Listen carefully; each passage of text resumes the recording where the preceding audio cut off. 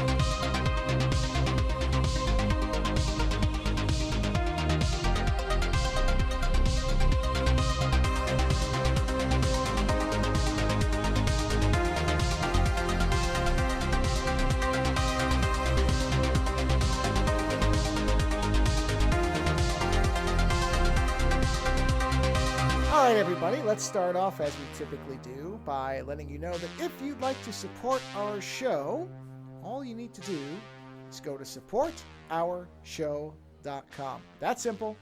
And if you forget that, it's in the show notes, of course.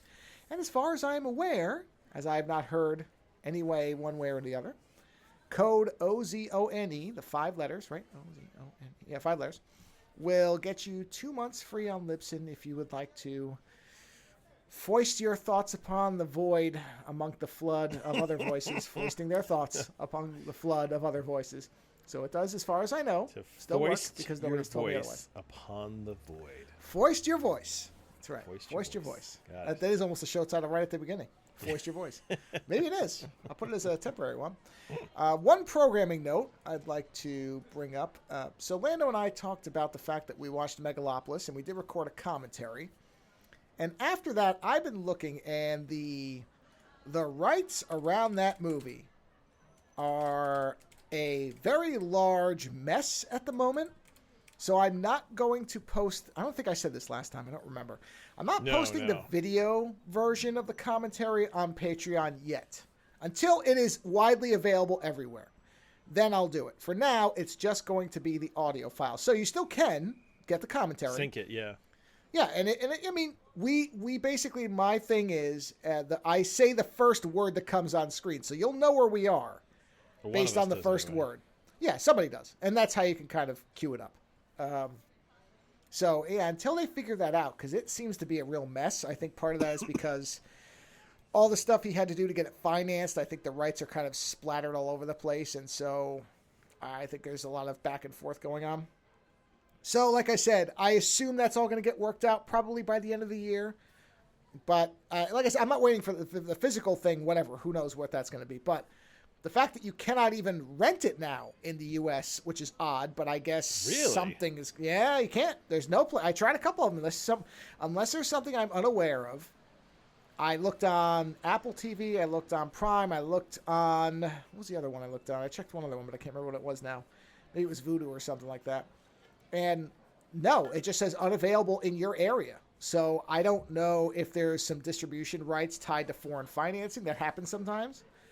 Whatever the case, rather than take a chance, I'm just, like I said, I'm only holding the video off. So if you manage to watch it somehow and you'd like to hear it, you can still hear it. It's just not going to have any video. You would just have to put sync it up and play it. And that's it. So I just wanted to point that out. So I am putting the commentary up. But until, like I said... When it becomes easily available in the U.S., then I'll put the video up there. But as of right now, I don't know what's going on, but I don't feel like messing with it. So for the moment, it will be purely an audio. And what's funny is that I brought that up early on before you even watched the movie, where I'm like, "Are we going to get in trouble for this?" Well, I didn't at the time think we would, because I wasn't aware all the rights got pulled. This happened at some point afterwards that everything suddenly became. As far as I can tell, if you had it before, you still have it, but you can't get it now, and I don't know what that means. So yeah, it's weird. It feels like there's some background wrangling, probably because the movie lost money or didn't make money, I guess I should say. I would assume if it had made $40 billion, it would be everywhere and nobody would care. But the fact that it did not there's probably some wrangling as far as people like, well, we need to make every dollar first type of thing. That's what this feels like. So it's unfortunate, but like I said, the MP3 file will be there. There's nothing against that, and it'll sync up pretty easily. So if you want to hear the commentary, it's absolutely going to be there. It just won't have the video because this is a rare exception. Everything else we've done is fairly easy, if not free, to watch. So this is the only one so far. It's like, oh, what the hell's going on here? Yeah, so, it's kind of a, you don't want to kick that wasp nest quite right now. No, and yeah. Honestly, in all fairness, not that I think we would take any money away from Francis Ford Coppola, because I do degrade the actual thing and we're talking over it, so you wouldn't really supplant this for a real experience, but I want him to get his money, so I don't want to impact that. The rest of the movies we've watched have been out for a while or are ancient by modern standards, so it's not a big deal. No, like I said, just audio only for now, and then once it becomes widely available, then I'll put the video up there, and it's fine. And I am gonna start just having. I didn't do this with I think the first two maybe. I didn't keep just the audio only because I figured everybody would want to watch it, but I'm gonna now keep the audio version too. So if people want just the audio, I'll be happy to supply it. Just let me know and I can send it to you because they're pretty small files, so that's no problem. And that's it. That's all I had to open up. Oh. I will mention this as brief. This isn't really a review, but I started reading an interesting comic from when is this? It's written by one of the guys you like, the Madman guy. Ooh. What's his name? The what guy? Peter Milligan, the Madman, right? Oh, yeah. Well, that's Milligan. Allred. That's no. Oh no, no, it's not him. It's another one then. Here it is. Oh, is this the Shade the Changing Man guy? Maybe it's him. Peter Milligan. Milligan. Who's Milligan, Peter I'm pretty Milligan? sure is the Shade the Changing Man guy. You're right. Sorry. Okay, I mixed it up. I was mixing the comic up with the creator. Yes. So Shade the Changing Man. So this comic, it's a Vertigo comic from '93, limited run called Enigma. Oh, I've read it. And oh, okay. I'm like halfway through. I really like it. Oh, it's I love that book. Yeah, it's really good. I love that book. It's really good. It's, I haven't read it. It feels like wait, did it come before Shade? It must have, right? Oh no, maybe not. No, I guess not. No. Okay, it does. It does predate remember it. that It does. Shade the Changing Man had a long run before it became what we. Yeah. So what happened was essentially, Enigma, I think, came out kind of halfway through the Shade the Changing Man run. That looks right, because Shade ran 'cause you know when they started 96, and this came out when in 93. they started That's living in dead the center. house, and they started dealing with the angels, and she was pregnant, and all that stuff. Yeah. All that having it happen right around that, because I was reading a lot of DC Vertigo and Dark Horse and stuff around that time, and I used to grab. This is before graphic novels for me. This is when I was just still grabbing issues whenever they came out. So I read the Enigma run. I thought that the art for the Enigma run was beautiful. Oh, me too. And really for like it. me, I mean, you're halfway through. I don't want to spoil anything. So like, I think I'm halfway through. He's linked up with the writer. Okay, so what I love about that book is I love the insane carnal passion of that book. Oh, Do you know what I mean? Yeah, that's where one of the things he's I love watching the about thing, and he's like, and the girlfriend's like, "Oh, I guess you're ready to have sex now." And he's like, "Let's do it on the car, fuck it!" And it's like, "All right, oh, jeez." Yeah, but it's I thought that was a fantastic book. Oh, I really like it. Yeah, like I said, I'm not done with it, but I mean, I'm gonna finish it because it's that good. So. And the thing is that a lot of the DC Vertigo runs from that time period, the limited runs they did, they don't have missed a lot of necessarily. them, honestly. I did not read a lot of this stuff. I missed Yeah, it. and the thing is, they don't have like. What I like about them is they're not happy ending series. They very much felt like a lot of the art movies of the time. They dealt with interesting ideas, and then they had kind of interesting endings, and they weren't always very straightforward. In the same way that like a lot of the early Sandman books, you know, if you just read Preludes and Nocturnes, right? Preludes and Nocturnes has kind of a weird ending. I mean, Dream gets all his tools back, but his kingdom is all fucked up, and like, you know, it's kind of like it's the end and then the beginning of something else, right? If you just stopped there, right? And I mean, like the Max is like that. Like there's all these books from that time period, you know, that end up having like if you just read if the first section of the Max, right, which sometimes for me feels like the animated series. I think the animated series very much sums up the first run of the Max, where Julie Winters leaves the city, right? Yeah, yeah. If you accept that as kind of the first run or the limited run of the Max, if they hadn't gotten more after that, it's an interesting story. It's got a lot of like crazy details, and then it ends on what may be a good or bad note, because at the end she leaves and the Max gets to find out what the Outback looks like without her. And like, it's sad, and yet there might be an element of hope to it. So like, was it Enigma was really good. Did you ever read Kid Eternity?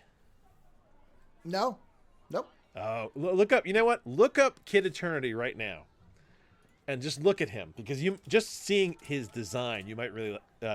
He has the ability to bring anyone. I think anyone back from the dead for a limited amount of time, but like anybody from history. Wait, is this the old 1940s one? No, they must have redone this. No. This is the 90s Vertigo run, right? DC Vertigo Kid Eternity. Okay. Yeah, he's in a white suit. Oh yeah, no, it's the same character. They pulled a Sandman with him. They redid him. Oh, interesting. Yeah, okay, originally it was the 40s, and he's able to bring anybody from historical, but the original one was Hit Comics in 42. Wow. Yeah, that is an interesting story, because he brings a lot. Oh yeah, here of it is. Rebooted in back 1991 by Grant Morrison. So there you go. Oh, you know what? I forgot. Look at him! Look at the shades. That's great. Yes. Wow. The big shades, and he has like he's got a white suit. Is he? Is he wearing the leather jacket yet? Hold on. I'm just looking at one. Because at some point in the series, he's basically in a white suit with a black leather jacket and these giant shades. Apparently, they brought him into modern continuity now. He's part of did they? Yeah. In the new 52 continuity reboot, Kid Eternity is a police coroner who can resurrect the dead. Oh yeah, okay. Ignore apparently that. he was killed in the normal one. Huh. Just read the DC Vertigo storyline for him, wow. or read the first run. It's very a lot of the Vertigo run in that time period. If you like some of it, you start to like a lot of it. Because like Shade the Changing Man was very cool. Kid Eternity, the Max. Well, that's what I'm finding. I'm kind of going through and reading. Oh yeah, look at that! Look at how cool he looks. It's a great look, right? Yeah. Yeah, I mean, there's a part in that book where he resurrects. Who's the guy? Damn, the guy who wrote On the Road. Is amazing. Who did the artwork for this? I don't remember, but it looks good, doesn't it? Oh, it's this. Holy shit! It's the Enigma guy. That's why. Oh, is it? It's the Enigma guy. It's the same fucking guy. Oh, except so this is later when he was doing different coloring, but it's the same guy. All right. Different book. He probably wanted to. Yeah. Yeah. Well, I think it's because it's. Yeah. Look at that. I remember the look of Kid Eternity so well. Wow. Because it was a very stark look. Man. So yeah, that's the thing. Yeah. You should look for like a bibliography of like 90 to 2000. Well, that's kind of what I'm doing. Is I've been finding these people who've digitized these old comics because they're hard to find. Oh wow, there you go. And so I sent you one. I sent you the one with Sam Keith. That Sam Keith one is one of a bunch that I found that somebody had. A lot of these are on archive, by the way. So if you want to find them, you can get them on archive. So, but you know me, I'm a what do you call it? Bibliophile? Somebody who likes. Yeah, no. I'm talking about people like me who don't have any room left. I literally am at the point now where I have to be like, all right, if I'm going to buy something, I have to subtract something. So I have to take a book away and put it into the community library. I'm terrible. I just start triple stacking. No, I can't do that. I just love to have them there. I can't do that. And this is the thing.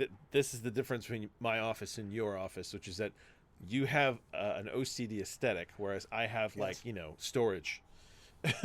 That's my mindset. I literally had to paint the hand that holds the charger for my smartwatch because it didn't match the black and white aesthetic of the rest of the dresser. And that's why digital is perfect for you. But I still am one of those people. I want the hard copy. I want the hard copy. I want to be able to read it whenever I want. That is easy to get. It is the hardcover is not expensive, $25.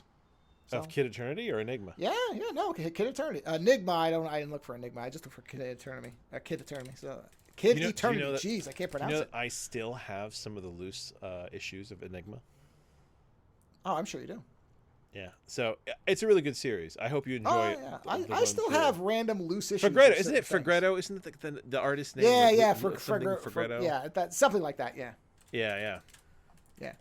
God, that's so weird. It's great. So weird the names you remember. I can't remember shit lately today. But then like you asked me who did the art for the Enigma comic from the 90s, and it's like, oh yeah, I think it was Lucas Fagretto or something. Yeah. Okay, his name is Duncan Fagretto. Duncan Fagretto, there it was.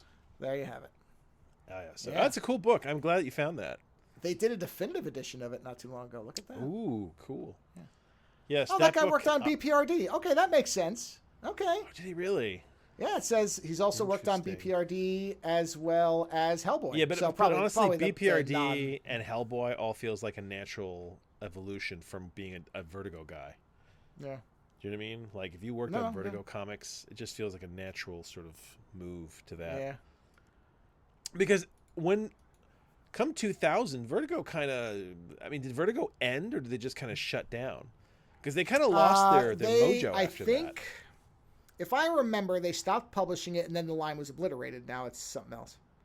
Remember, they said they were ending Vertigo and remaking it into DC Black or whatever. Oh, DC Black or DC Dark or DC whatever. Yeah, whatever it is. Yeah, that's Vertigo now. Vertigo was great because they had freedom. They weren't necessarily part of the. They almost had the option to or not to be part of the main universe. Because if you remember, Sandman started out part of the main universe and then quickly shifted away. Which is why Martian Manhunter is like in the first book. But yeah, there was just this vibe to like DC Vertigo in the 90s. They just had a lot of really good storylines, and they were So Enigma. Do you have the actual issues, or do you have this collection that they put out? I have a few of the loose issues. I don't have I don't have all of them anymore. Yeah, they reissued it not too long ago with extra stuff. This is also that time period where like I didn't have a lot of money, so like I used to read a lot of the comics in the store. I was that kid, But Enigma was one of those books that was really fascinating because it was like a mainstream book of sorts. It was DC Vertigo, right? I found this in my basic comic book shop. And it was a book that really fucked with gender and sexuality. I don't know how far into the book you are in that sense, but like there's and this is why, like I said, the carnal aspect of that book. There's things in that book where, you have characters questioning their own sexuality. Right. And it's kind of like it's interesting that you had that kind of thing going on in the 90s in a comic book that you could just pick up. That still feels interesting today to get the fact that you were getting in the 90s, So yeah, I love that book, and I love Kid Eternity as well. I don't think Kid Eternity is as tight a story as Enigma because Kid Eternity I don't think was a limited series. But if you can find the run, it is a fun adventure. Like I said, it's actually collected in a fairly recent hardcover and not for a ridiculous amount of money. I'm trying to think of other titles from like the Vertigo 90s. And you had Sandman, the Max. You had Max was Image, wasn't he? Max was Image. That was the I think Max was Image. Because Savage Dragon was also Image. But that was just a funny series. Let's have a look. All right, so here we go. Okay, so looking for that time period specifically. So let's take a look at what we've got here. There's a lot of course, modern stuff, but Animal Man, of course. Oh yeah. That was. Oh wow, this is jeez. Okay, 90s, Black Orchid. I've seen Black Orchid. I haven't read it though. I mean, there's a lot of like short run. One thing I like is that there are a lot of short runs, like 4 issues or less. Well, here's okay. I have an interesting list here. The 10 best Vertigo comics of the 90s. Oh, all right. So number 10 is Jonah Hex. Jonah Hex was very hit or miss. Very. I liked because it was a long run. It was a long run, so some of it was very good, and some of it was very, like it could get sloppy, right? Sure. Sandman Mystery Theater. If you like noir, that series was fucking awesome. Excellent. Right. I mean, the look of it was consistent. It was a cool fucking book. Yeah. Let's see. Animal Man. Now, if you read the DC, the 90s DC run, what was that? Was it Grant Morrison? Grant Morrison's run on Animal Man. Yep. That book went to places that you never thought a DC book would go. He started jumping pages. Mm-hmm. Yeah. So that is a really great book. And then, of course, number 6 on this list is Shade the Changing Man. There you go. you know what? When I was, you know how like you have like comic book idols almost when you're younger, like characters you kind of aspire to. Sure. If I could have looked like Shade the Changing Man, like dressed like him when I was a kid, I totally would have. What was it called? The Chaos Coat? The Chaos Harness is what it was called. That's it. But it made everything insane, and what it did was so I think to some degree my love of tie-dye harkens back to his multicolored insane coat. But his coat kept changing colors and kept moving. I fucking love that shit. So the look of the comic is that time period too. There you go. What's that? Well, number 5, Hellblazer. Oh yeah, keep going. Yeah, I was going to say Hellblazer's in there. Yeah, I remember that. Yeah. You know, John Constantine, awesome character. I will admit, though, that there are good Hellblazer stories, and there are weak Hellblazer stories. Well, like everything. Once it goes for a certain amount of time, it starts getting more choppy. Yeah, the flagship title ran for 300 issues. I would say that at least half or more of that is very good. Yeah. Let's see. Transmetropolitan. If you haven't read, if you're listening to this podcast and you haven't read Transmetropolitan, you have homework. Boy, do you? Because I love that book. It is so. I love that character. Man, I guess it's funny. I think if Shade the Changing Man was at one end of the spectrum for me, I guess Spider Jerusalem was at the other. Yeah, well, that's. Yeah. Well, that was kind of the almost like cyberpunk future version of that. Yeah. Very cyberpunk. Love the glasses. Everywhere. His whole thing is just completely up your alley. Go into the mountain, get away from people, fuck everybody type of thing. Yeah.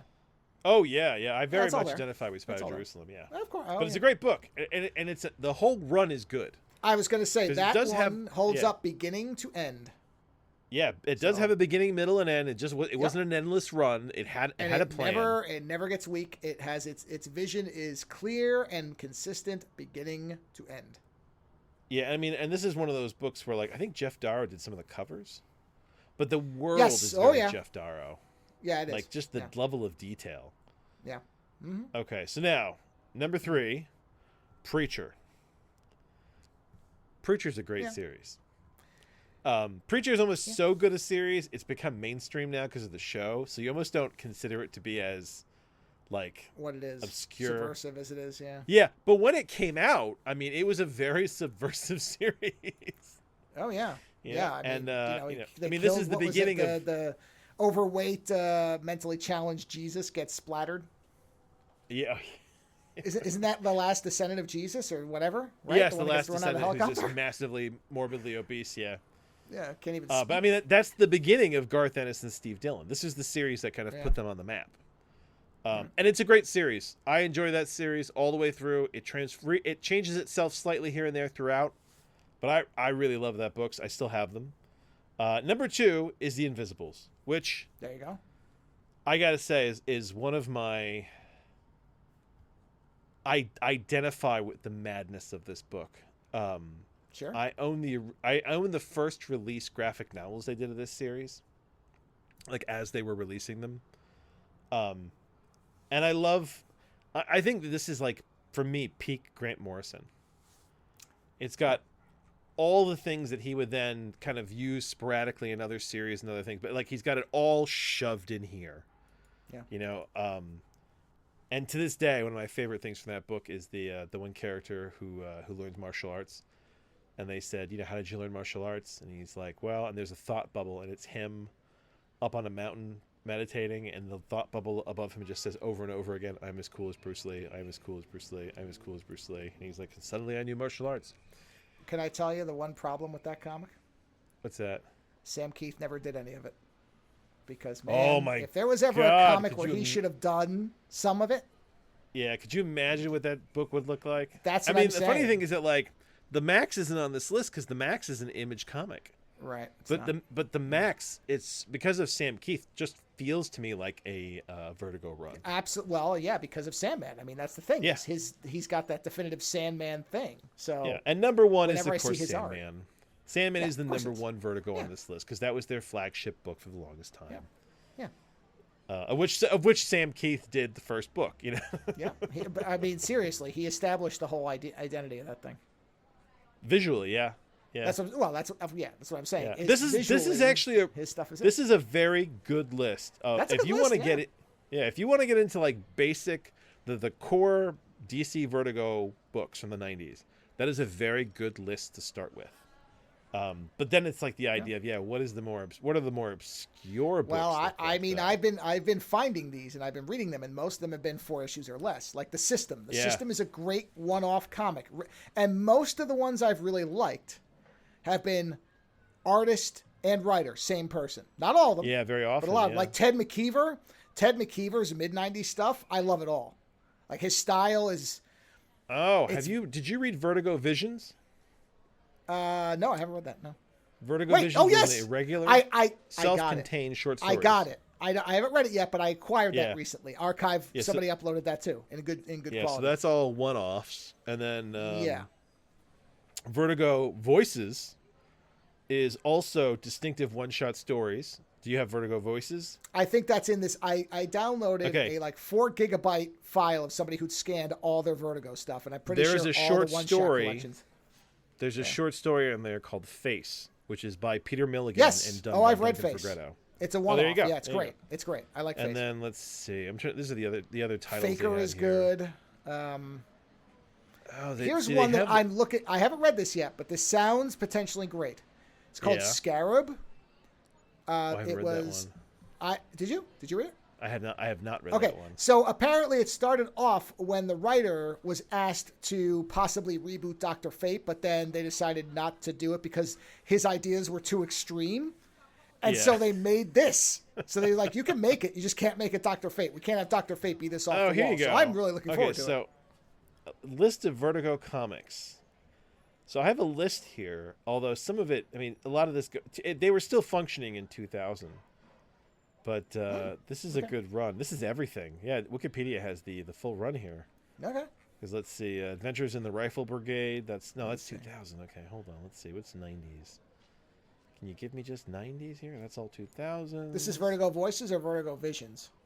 No. This is list of Vertigo comic publications. Oh yeah, I'm looking at that too. That's where I saw Scarab, and I was like, oh yeah, Scarab. I have that one. Yeah, but I'm trying to. There's a lot of 2000. Oh, there's so many. Here. Yeah, a lot of it is. There's Black Orchid. That's the one thing that you've got there. Oh, what was the Books of Magic? That was another really good one. It took me a while to get into that series, but it's really good. And that one came out before Harry Potter. And I think sometimes there's like a lot of Harry Potter in. There's a lot of Books of Magic in Harry Potter because it predates it. But that's a really good series. That was. And you do see the same names, by the way, pop up a lot. So obviously. Oh yeah, because they had a cast of. I know, but that's good because it sort of gives you a consistency where you're like, all right, if I like this guy, then here's 8 other things that this person did, and I'll probably like them. One of my biggest problems is when you liked an artist, but then you followed them from book to book, and sometimes you'd read a book and it'd be like, well, I didn't like the book, but the art was amazing, you know? Yeah, sure. Yeah, it happens. Dead Boy. That was later on, the Dead Boy Detectives.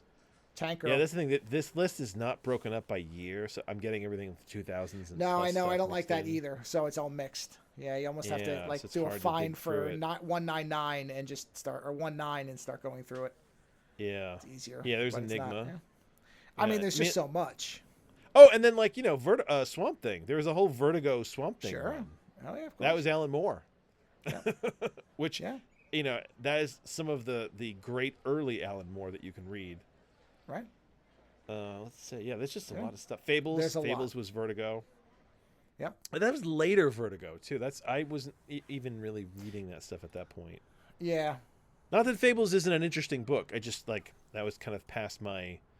I think I'd moved on to other things. I started reading it and I fell off it.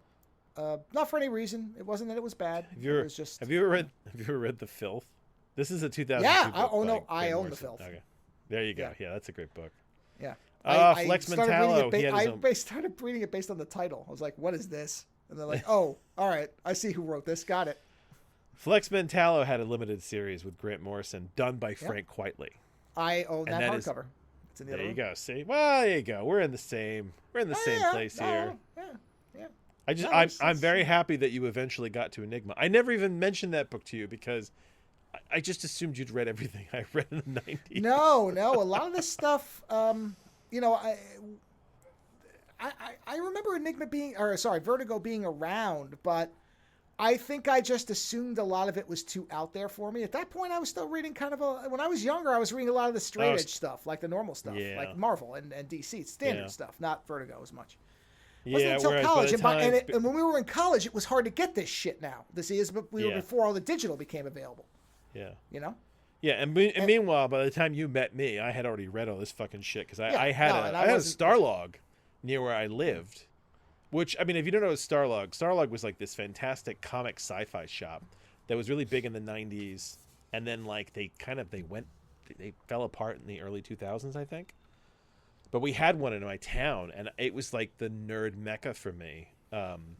And they had all the DC Vertigo stuff, and they had pinball machines in the back fucking room, and that place was fucking awesome. There was a place, the Dragon's Den was ours, and it was great. But like I said, at that point, I wasn't really reading anything outside of the kind of I was big into the X-Men and that kind of stuff. So and maybe that's what it is now, because now you're finally getting back to some of this stuff, and this stuff for me is like my youth is reading this stuff. Yep. Oh yeah, there's the old Kid Eternity cover. Oh God, yeah. Don't read the. Oh, he showed up in the Teen Titans and he looked like an asshole. No, definitely read the '90s Vertigo run. Right. Well, that's the other thing is now I think I like I have real appreciation for that type of artwork that I didn't then. I was into cleaner artwork at that point. Now I really like the idea of, the kind of sketchy, dirty artwork where it's like, well, this isn't supposed to be like I was into Art Adams and Otomo and all the people who were like precision. Oh, yeah. Vertigo stuff isn't beautiful. That. Yeah. And so I think I just was kind of not interested. Whereas now I'm like, well, I like it no matter what if it works. So I don't really care, So it was partially that too. Was it Judge Dredd? A lot of Judge Dredd's like that. Yeah. Where it's it's a real rough art sometimes, but the story is fantastic. Yeah. Yeah. Yeah. And see, I completely missed Dredd for a long time. And then once I kind of got into it, I was like, oh, this is now I have all the giant... And the thing is, reading Judge Dredd now is tough because reading Judge Dredd, he's not a good guy. He is an authoritarian, but you're so impressed with his over-the-top unwillingness to die. Well, it's not. If you read it as satire, it's great. Exactly, that's what it is. It's a nutty satire. You know what I mean? Yeah. But I think that what happens is like when they tried to make a movie out of it with Stallone, right? I think they missed the point where it was like, no, this is a joke, guys. This is a joke. Yeah, they tried to do an action movie, a straight action movie with like silly comedic overtones with a character, as opposed to the Carl Urban Dredd, which was like, and the Carl Urban version. This is what this is. I love the Carl Urban version, but I think even that version misses it almost a little bit. It doesn't quite hit the vibe of the comic for me. Whereas like Carl Urban is a great Judge Dredd, and he doesn't play it for laughs. But even that, I think, misses the fact that he's not... Yes, he's the protagonist. But you are not meant to identify with him as the hero. Like, he is an authoritarian. You know what I mean? The comedy it's very low level. Like the homeless guy that he says, you better not be here when I get back, and the guy gets crushed by the door. It's like... That's the comedy of it, which is...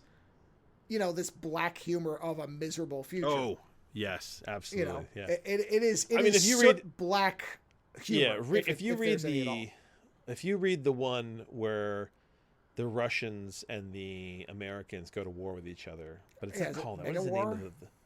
Yeah, but it's the atomic war they have between the two of them, right? Yeah. Or the one where like the insane emperor, like all that stuff is missing from the movies. I don't think they could do it. I don't think people would want to watch it. It's such an insane book to read. Because the problem. It would Judge bomb. Dredd's, it would bomb. Yeah, horribly. Judge Dredd. They lose the whole book. I mean, they're getting just decimated. And in the end, they basically they take over the Russian nukes inside the Russian wall. So essentially, the Apocalypse War. That's it. The Apocalypse War. Yeah, and Judge. I mean, the fact that he nukes them from inside their own defensive barrier. You know what I mean? And that's how they win. It's like, yeah, but what have you got left? Your own city is decimated. There's almost nothing there. So yes, Judge Dredd books can get. That's Vertigo before Vertigo, isn't it? because I mean, Judge Well, Dredd started in like it's the... British Vertigo. That's what it is. Yeah, It's, it is. Yeah, 20 AD, right? 2040, or what was it called? 2000 AD. Yeah, 2000 AD. Yeah, that would be their version of Vertigo. Well, that's There you the go. thing. It's like heavy metal is that kind of Vertigo, and then 2000 AD is the British Vertigo. Oh It's yeah, and that was the thing. They- I they had. were- I mean, I've said this before, but I had a subscription to heavy metal because my parents didn't understand that it was what it was. I mean, this is so much of my youth, and this is something now I feel bad for my kids because they're never going to get one over on me in that respect. yeah, Yeah, because I was a kid, I was like, "Oh, look, it's cartoons," and they're like, "Oh yeah, you get a subscription to that," and then it's Right. like, I mean, some of the most like horror, pornographic, insane stories you could get in those books. I mean, Julie And that Strain was was- light fare for the cover. the irony of heavy metal is it got by my kind of a disinterest because there were women on the cover, and I was interested in that, so I was like, well, I'll read this. Oh, okay, So that, yeah, that was yeah. the subversive shit I was into, and I my favorite thing when I was younger from that was God, I can't remember the name of it, but this the beautiful Italian artist who did this whole fantasy series. Oh, It was is so- it Druna or Drura? I can't, it's a It short was, name. it was an Italian woman with a really great posterior.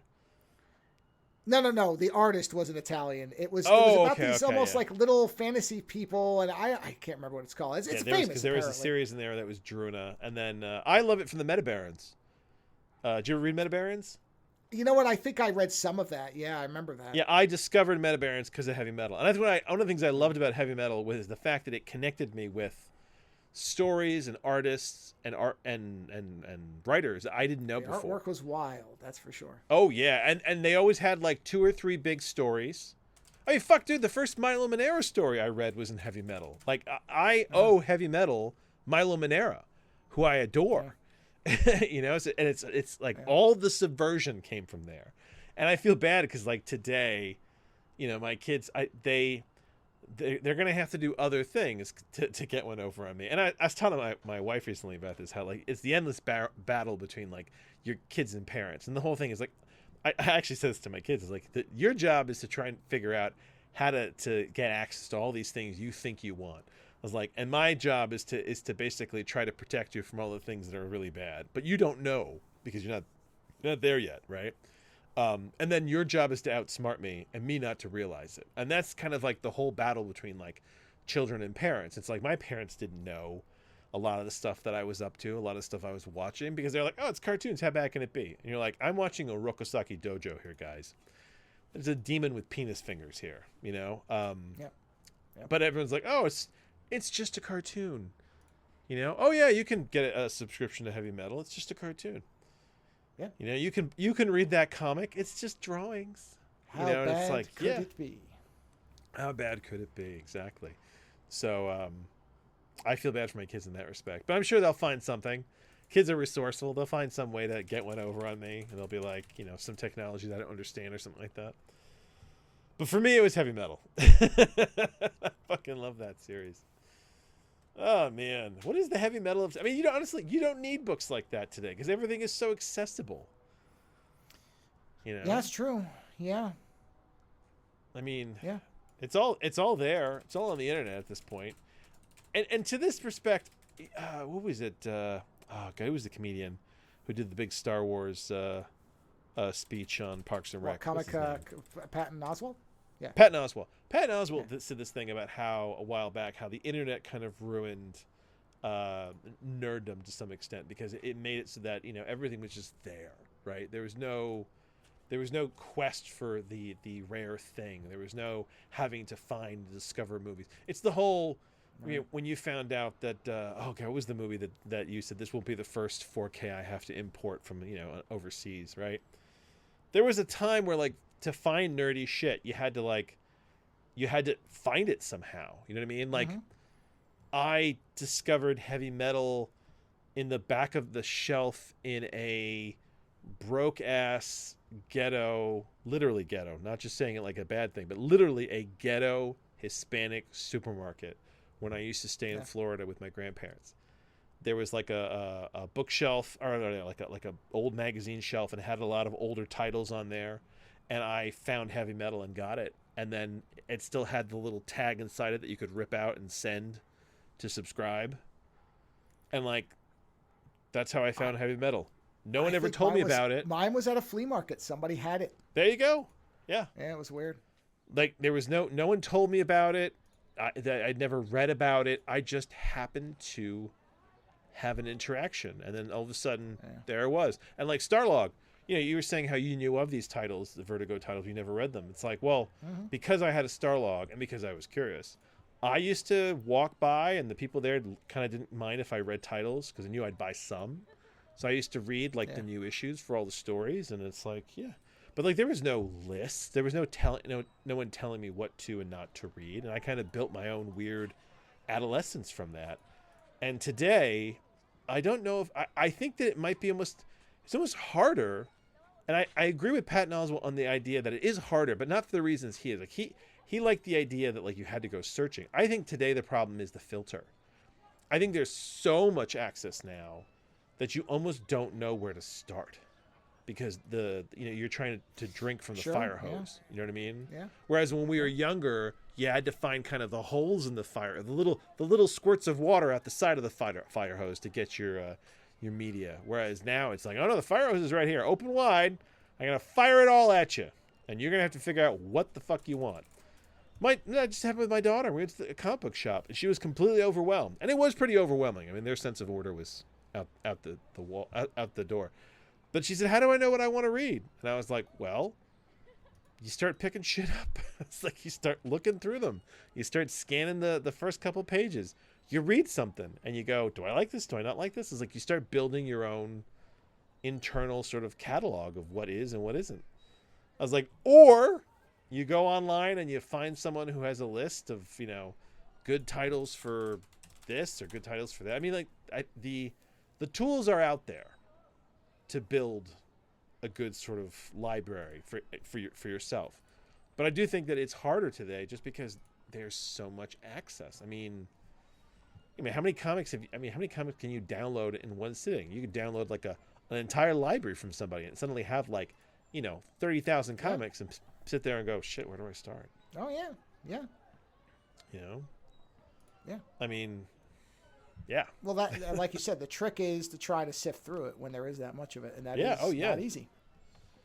Yeah, and I think to some degree that's why people want to be told what's the best.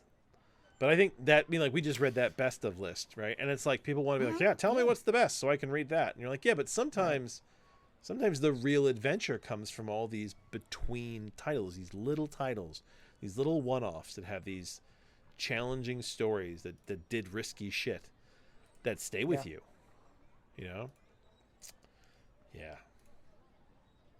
Well, I saw something different that I wanted to mention here. I don't know if you've seen this. I'm reasonably sure you have. I'm waiting for you to be like, yeah, I saw the whole series. It's great. Sure. Have you ever seen Resident Alien with Alan Tudyk? Yeah, I've seen the whole thing. It's great. There you go. Yes. I figured you had. Yeah. I never watched that show. I like it. Oh yeah, no, it's very I good. avoided it. I thought that it was probably like it's kind of like there's good sci-fi shows and there's kind of generic sci-fi. Well, okay, yeah. Shows. When it first was announced, I had zero interest. I thought, okay, this is going to be a throwaway nothing. And then after the first season, I read really good reviews. Well, they said Alan I've Tudyk read is really good good, reviews. and this is actually funny and it's heartfelt at times. I'm like, okay. Well, we Alan Tudyk has been in our lives a lot lately because we've been watching Firefly, right? And then what was the other thing we were watching? And honestly, he was the only thing that kept me kind of keeping track. If I had heard of a no-name, if it was a no-name person, the concept was like, this is going to be nothing. The fact that within the first 5 minutes of the show, Alan Tudyk, the real human, is brutally murdered. Oh yeah. I mean, it's like that guy's that good sets at that. the pace. Let me tell you. But yeah, we watched Firefly, and we did something else where it was like we watched something with the kids that was voiced by Alan Tudyk, and then we watched a movie with Alan Tudyk, and we watched Firefly, and Alan Tudyk was in it, and then I was like, you know what? I was like, what? We should watch this show. And I gotta say, I'm surprised. I'm only like 2 or 3 episodes in, but I'm surprised as how good it is. Normally, when you read something that's got really good reviews, you're always waiting to be like, were those reviews paid for, or is this actually good? And I was surprisingly, I found it like I hate that phrase. It's a breath of fresh air, but it is like a breath of fresh air, especially right now. Yeah. Is it because it's not really linked to anything? There's no political agenda to it. No, it's just its own. It reminds me a lot of a show that did not live long called People of Earth, which my wife and I watched. Oh, and it was very good, but it basically just got canceled. Not enough people watched it, but it was basically about people who believed in aliens, and aliens in fact did exist, and they were different. They almost had, God, what's the way to explain People of Earth? If you watch it, it's funny. It's the aliens are different. They're different races. So there's one that's very much like an elf, like Elrond looking type, and there's like a short, squat kind of traditional gray. And then there's like a supercomputer AI, and they kind of bicker, and it's almost like the aliens are just workers, and then the people are just trying to figure out what the hell's going, and they're all misfits and weirdos. It was a sweet little series. It got killed. Resident Alien feels very similar, but that one is actually successful. Well, There's supposed to be a fourth I think it's season very coming, clever so. because they managed to take almost like the Sherlock Holmes idea of the so smart it's almost alien type person. Yeah. And they said, fuck it, let's make it an actual alien. Yeah. And it's like the fact that it's a detective show that also has this overriding sci-fi element. And also the fact that Alan Tudyk plays it. I mean, the character is such a fucking screwball.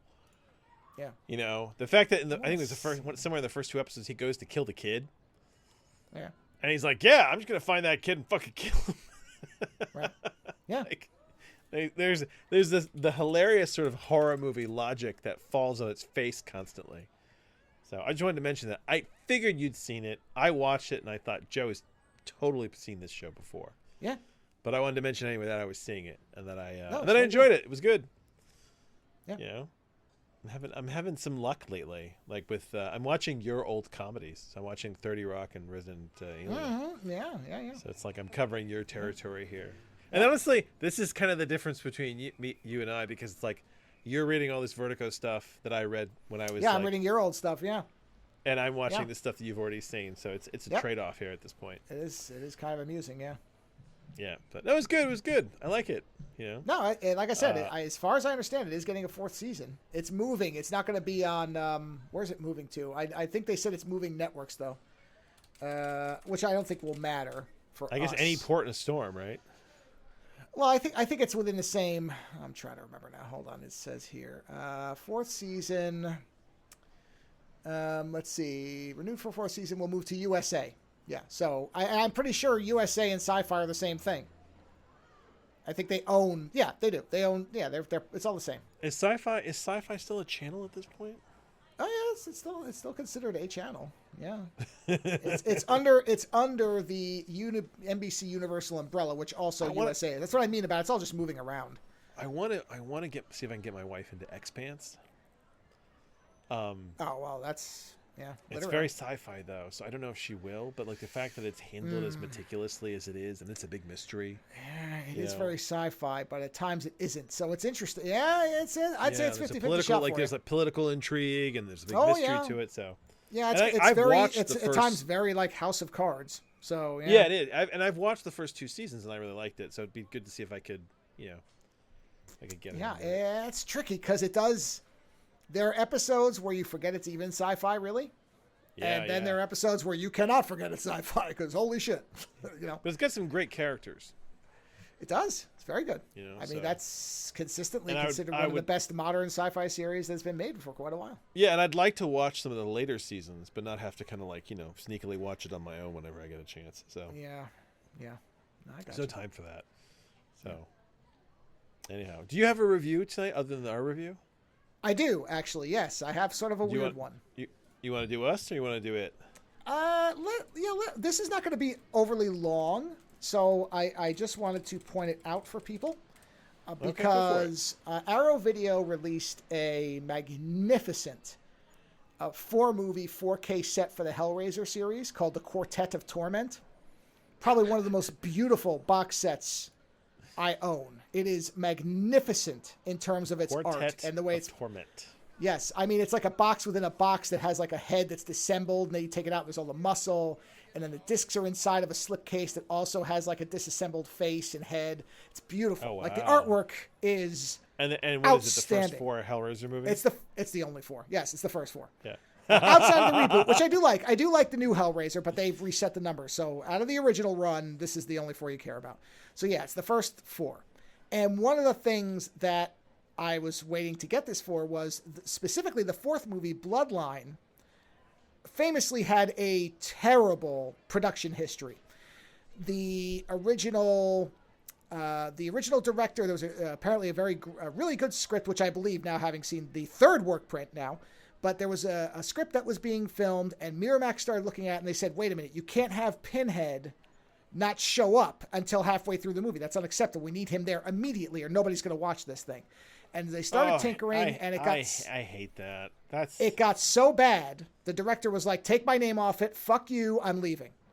And they brought in another director who completed the film, and it was released the way that it was, and the original writer, was it the writer or the director? I'm trying to remember. One of them said, take my name off. I can't remember if it was because there was a second director. It was the director, Peter Yeager. The director said, take my name off this. I don't want to be associated with this at all. And so, of course, they gave it the Alan Smithy name, which is the Hollywood name. Yeah. I think they replaced that, but that used to be the big name. When I was a kid, I used to wonder why Alan Smithy made so many bad movies. Yeah, he was really good. Quite prolific. Yeah. So there was reshoots, all this stuff. Like the whole thing in the beginning where they're in space and they board the ship and they imprison him. None of that was in the original cut. They added that. That was never there. There was future stuff, but it was chronological. The original movie is chronologically done from beginning to end. And so for years, there was this bootleg version of a work print floating around, miserable quality. I mean, to the point where there wasn't music, there wasn't finished sound, some of the effects weren't there. And that was the closest anybody had. But then they found an actual work print with the time code is still there. So it's better, but it's still VHS with the time code on it and everything. But this one actually has finished sound. The audio is all there. And the woman who plays Angelique, who was dubbed for no good reason, because her vocals, you're going to hear my comparisons, she's better than the person who dubbed her, by far. So this was included on the Bloodline disc, and that's really what I like all the movies, but I was like, I want to see what this is. This is Rough Cut 3? This is this is the one that has the time code running on it. Now, somebody on Archive, God, I love fucking Archive, did do this widescreen, which cuts off, because sometimes you can see the boom mic, because it's not formatted correctly. It's like full matte, so you can see the top and the bottom where you're not supposed to. Okay. But no, it's just that they didn't crop it, but all the effects and all the sound is there. So it's actually not terrible sound. The other one is bad. The other one is at times you can't tell what's going on. This is far better. So I wanted to watch it to see if this was in fact as much better as people said. And there's actually varying opinion on this. There are some people who think the theatrical is still better. Other people who think this one is better. In my opinion, it's a middle ground. Somebody I'm sure has done a fan edit where they've substituted, because they reused. I mean, a lot of it is still the finished film. It's just certain things are removed. For example, Angelique in the theatrical cut, she and Pinhead almost seem like they were together or were supposed to be involved with each other. That is the opposite of what was intended. And the work print establishes that she and Pinhead are enemies, because she is in the theatrical, she is imprisoned. She is basically summoned by these 2 depraved, like, French aristocrats back in whatever year, I don't know, and basically used by them as a play toy. And then when they break the rules of hell, she's able to escape because she finds out that the descendant of the toy maker is alive. I haven't seen Bloodline. All right, so I'll give you the short run. The same actor plays the guy who made the box all throughout history. And in the theatrical cut, you see a lot more of his ancestor. He gets killed, but then his descendant is unknowingly creating this big work of art that's basically the box. And what in the theatrical cut is going to happen is Pinhead is afraid of that because it's a super weapon that can kill them all. And this was intended to end the movie series. They were not going to make any more after this.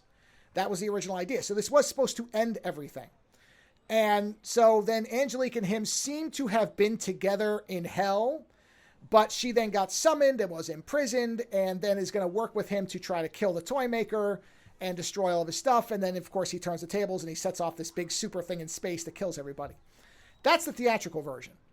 And in the work print, it's the major events are largely the same, where Angelique is summoned, she's in prison, she breaks out when she realizes the toy maker's lie. But in her version, I have some clips from it so you'll hear, there are scenes that are completely different or entirely missing. And so in this one, she wants to rule hell. And there is at least a subtext based on what she went through before, because she says, I want to control those who've dominated me in the past. I read that as, well, females in hell aren't treated any better than they are on Earth. And she's basically been used by males, both in hell and on Earth, and she's sick of it. So she's still an enemy, but I side more with her in the work print than I would in the theatrical cut, where she just seems to be an acolyte of Pinhead's or his partner. That is absolutely not the case in the work print. They are adversaries, and she's kind of trying to play him, but he's too smart for it. He knows. And so the two of them are actually fighting. There's a scene at the end that is so truncated that what it looks like is that they're working together against the merchant, who's Le Marchand in the modern day, the toy maker. You think they're trying to fight him together, and he's basically imprisoning them both together. But in fact, she's directing him to destroy Pinhead so she can then own the box and take the sculpture. But the way they mix it together in the theatrical, it looks like he's attacking them both. But in fact, Pinhead figures out how to get out of the trap, and then he's wrapping up Angelique and imprisoning her. It's a completely different scene. It's like a different movie in the fundamental themes. And so I go back and forth on it, because it sucks that it's not a better version.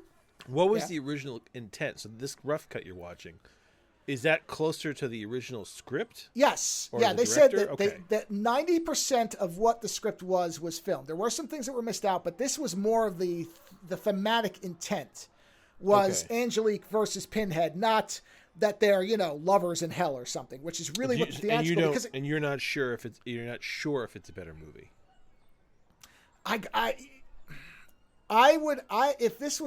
I wish they had just substituted, like they did with Cyborg. Cyborg has all the footage that was the movie that was released, and then they splice in the VHS parts to fill in these gaps, right? So it downgrades, and then it goes back to HD, and then it downgrades. And it's, it's a little jarring, but you get used to it. And I think rather than do that, they decided to just release the work print, which looks fine, but since so much of the footage is finished and would still work, I wish they had just done the back and forth thing, where they had gone, okay, here's the 4K footage. I wonder if they did that because there's little things all the way through.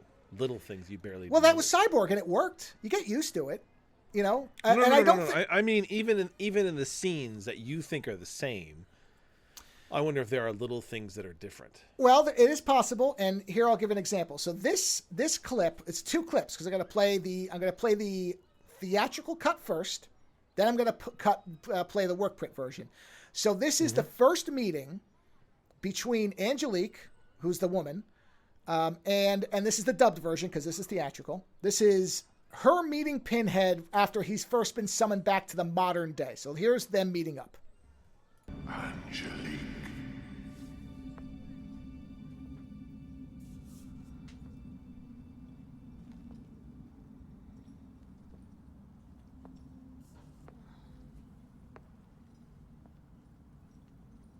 Things seem to have changed. Hell is more ordered since your time, Princess. And much less amusing. The box did this. A man did this, but the box called him. It called to his blood. His ancestor made the box, and would have unmade all of us. You've been away too long, Princess. This is not a room. This is a Holocaust waiting to wake itself. So that's the theatrical version. Now here is the work print, which is largely the same, but slightly longer with a little bit more put back in. Angelique.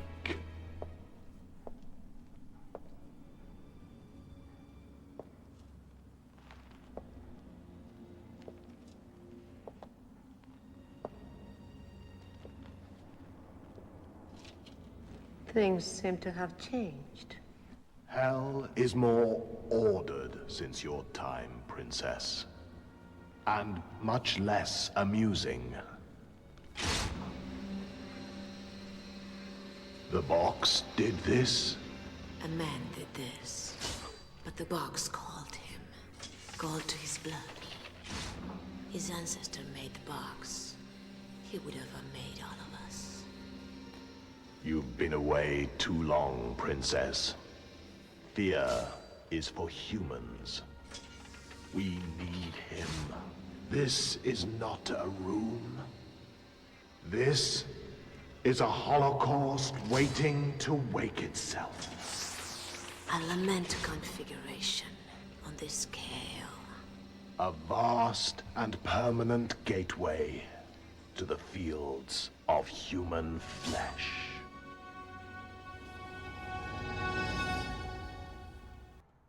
Right, so you immediately get that there's a difference in their outlook on things. Same scene. Yes. But with longer dialogue. And plus, I like her voice better. I think she's better than who they dub. I understand why they changed the voice, and I think what it is it's the pronunciation.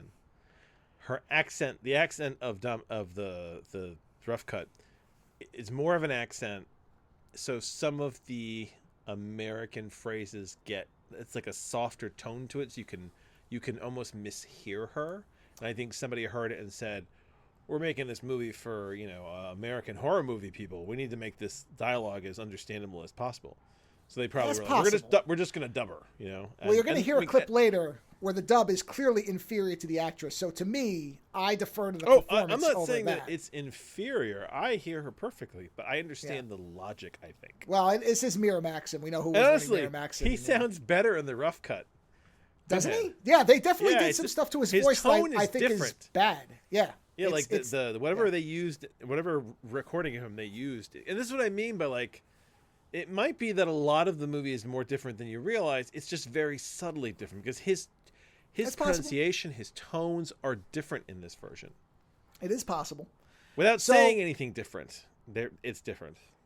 Yeah, and much of the movie, the large parts of the movie are the same, but it's the cuts. It's the differences in what the meaning and some scenes that were cut out. And the difference is also that the theatrical cut kind of jumps back and forth of time a lot. This movie is largely chronological, where we start in the far past, then we're in the modern day, and then we jump to the future at the very end. So again, much of the movie is the same. You'll recognize a lot of it. But then there is another significant part that's entirely missing from the theatrical cut. So she goes to New York to find this guy, the merchant, the toy maker, she calls him, because that's who she knows him. Also, the theatrical cut cuts out a scene where she commissions the box. She's the one who wants the box made. That's completely missing. So she understands and clearly wanted the box as a tool to be able to control everyone else, because she commissions it after they have her enslaved. So she understood that she needed a weapon against the rest of hell. So that's clearly what's going on here. But there's also a scene, so she comes to New York, she starts seducing the guy. Interestingly, the theatrical cut has a whole sex scene between them, which is gone in the work print. It's not there, which feels like it's purely there so that you can show the actress naked. That feels like a complete caving to an American audience thing. That's very Miramax, isn't it? Oh, yeah. Yes, it is. Because in the work print, without any sex scene whatsoever, her allure to him is very clear. You understand that he's drawn to her because there's almost like a race memory of her. She's been in his life before, and he's having dreams about her, and he's having these visions about her. So he knows who she is without knowing who she is. So there's a scene where she basically, at one point, confronts him and is telling her why she has to have, control of the box, the designs, and everything else. This scene is not in the theatrical cut, and I think it's the most important thing that is restored in this cut. So let me play this. The box creates an opening, and the light's a bigger opening. To control that, would give me the power over those who wish to dominate me. To control that would make this demon God. What are you? Something you can only dream of.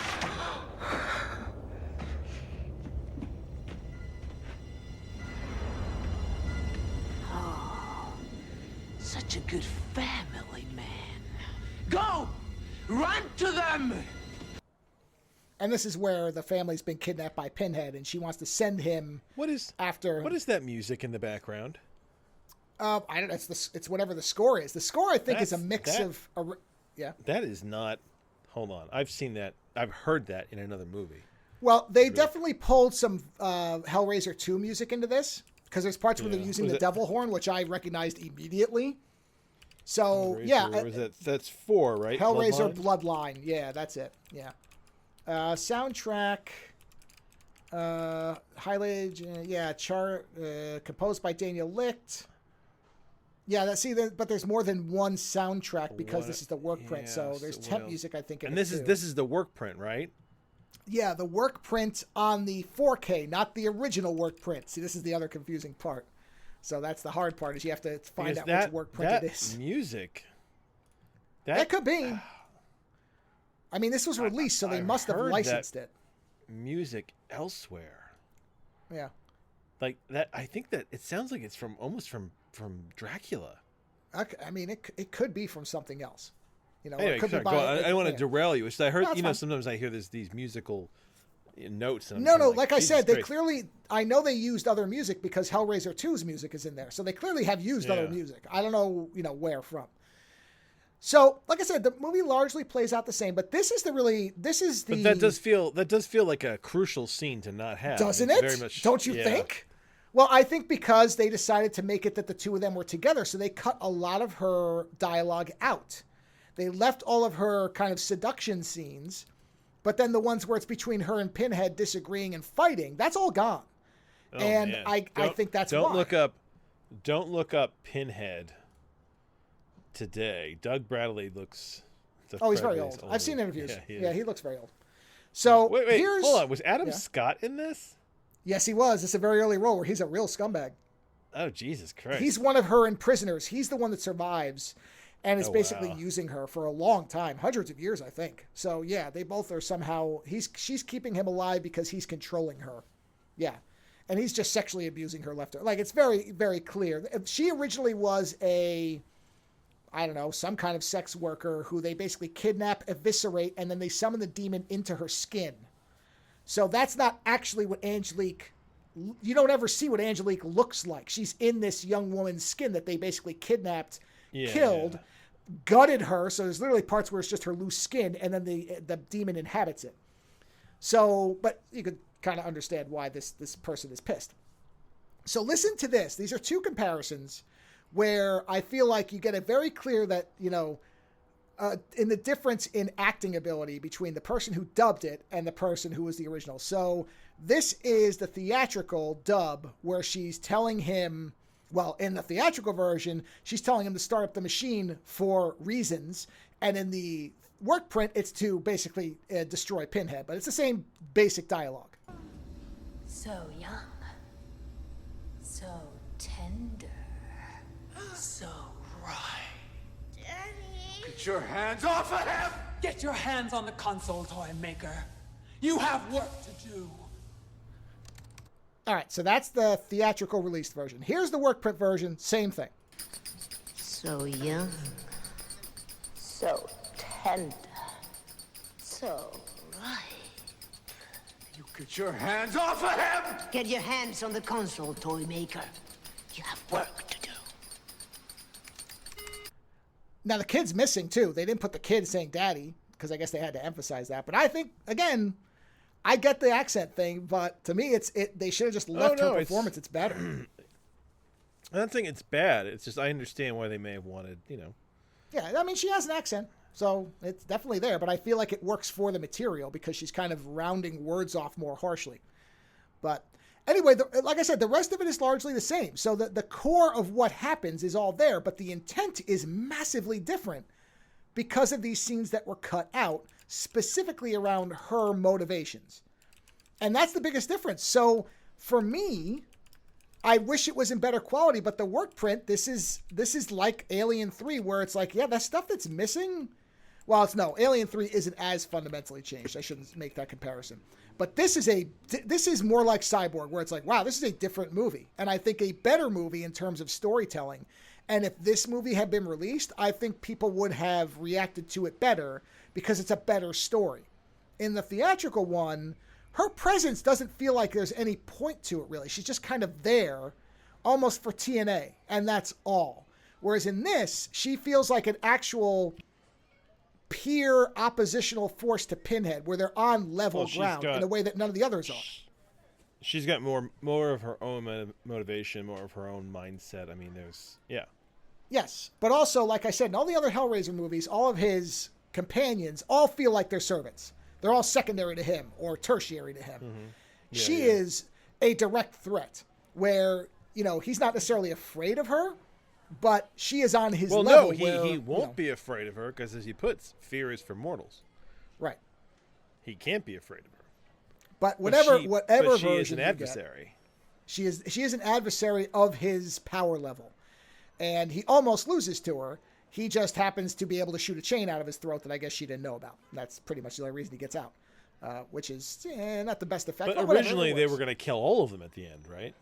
They all still die. Oh, no, the end with the space station is the same, more or less, except the space station doesn't fold into a cube. It just is a cube. So the end is still in the future. He still cuts the modern guy's head off and decapitates him as he does in the theatrical one. That's all the same. And then in the future, he basically, the toy maker of the future says, I'm going to end my line as I kill them. And he basically just blows the whole place up and kills them. And that's the end it's supposed to be the end of the series and the Bloodline. That's the reason it's called. Well, it could be. So, I mean, it can be. You don't have to watch the other ones. That's what I'm saying is the ending is more or less the same. It's just that the inherent nature of the film is vastly different because of these changes. So yeah. However, either way, you do get one of Pinhead's best lines of all time, which is this one. Do I look like someone who cares what God thinks? So either way, you're getting that. So you still, no matter what you pick. But since this can be watched on archive, you do not need to buy the set like I did. I would say it is worth seeing. Its quality is good enough that it's funny. My wife came into the room and saw me watching it, and she didn't react at all. So I'm like, okay, yeah, this is obviously not so bad quality that she knows. If you're watching this, you know what you're getting, and you know why you're watching it. So yes. And it is an interesting, and I do see people who go back and forth on whether the theatrical one is still a better one because they like the fact that it bounces around in time. And I can't really argue with that. It's a different type of movie, but I like it this way because I think Angelique is a much better character. I think she has more of an actual point and presence. And so for that makes this better. I wish they could get this, and maybe someday they will, be able to find this, because it was obviously shot, unless they literally destroyed the film, and I haven't... Give it like 10, 20 years, and they'll use AI to just finish all of it. Well, that's the thing, is I've not read that the film was destroyed, that it's lost, the way that like Event Horizon is. Yeah. That footage is, the film itself was destroyed in a fire. So you're never going to get that. Which one? Event Horizon, the more gory stuff that was the longer X-rated cut, it's never going to happen because as far as anyone knows, honestly, that's fine because the original version of that movie is so harsh. Well, supposedly it's supposed to be even darker, which I mean, there's screenshots of the actual more gory footage, which isn't as much your thing as mine. So I want to see it, but as far as anyone is aware, there cannot be a director's cut ever made because that one was also kind of changed, and Anderson's talked about it, that his original cut was much darker and more hardcore gore. Honestly, they'll find it in some executives, well, that's the thing is, every time they say that, you find out that they found a film from 1921 that was thought lost. Like I think they found Nosferatu or maybe Frankenstein, like an early version of one of those type of films that everybody thought was lost. So it could happen. But as far as I know with this, the film is somewhere, Whether, but Miramax is now completely locked up with all the shit that went on there. That's why Dogma can't get a 4K. Kevin Smith's talked about that. They own it and they can't get it. So Miramax has all this shit. And oh yeah, because isn't it that what's his name won't release it to him? Yeah, they won't. I don't know what's going on there. I did read something about that where Kevin Smith tried to put the money together to buy it from him so he could release it because Dogma is such an important movie to him, and that right. Yeah, he will not. Whatever his name, I can't remember his name now. He's in jail. Weinstein. Weinstein. Yeah, he will not release it. He will not give it up. Yeah. So it's possible that the footage for this is somewhere, and when what's his face finally goes to hell himself, and the company dies, maybe this stuff we will eventually get it, and I would hope so. I'd like to see this version because, as far as I could tell from this work print, you wouldn't have to really do anything to it. Like the effects are there, the music's there. Obviously, you would, probably have to clean it up a little bit, but I don't think they wouldn't have to reshoot stuff to make it work. Yeah, I mean, they'd have to redo the music because if it's rough cut music, it might be I have read that when they do rough cuts, they'll put in filler music from other movies. And honestly, that's okay. Yeah. The music it's not so distinctive that if you change it, it's going to ruin it. You know what I mean? So I don't think there is different sound effects. There's stuff that's different in this. I don't think that's the biggest problem you're ever going to have with something like this is having to reshoot because the actors are obviously either much older or unavailable, and any effects you have to redo. Well, as far as I could tell, because I watched the theatrical one, I was kind of looking at the effects stuff, and it's largely the same. Because I was somewhere, I'm like, oh, that might be a temp effect. No, it's just that the puppet that they used, it's the best shot they got of it. So I'm like, no, this was in the finished version too. They're not going to redo this. And there's very little CG in it. Except for the ending with the ship, which honestly you could do without because I thought the work print version was fine. And the rest of it is practical and very, very little that you would have to do anything to. So if they found the film, I think they could easily release the alternate version, kind of an assembly cut type of thing. I don't think it would be something that would be impossible.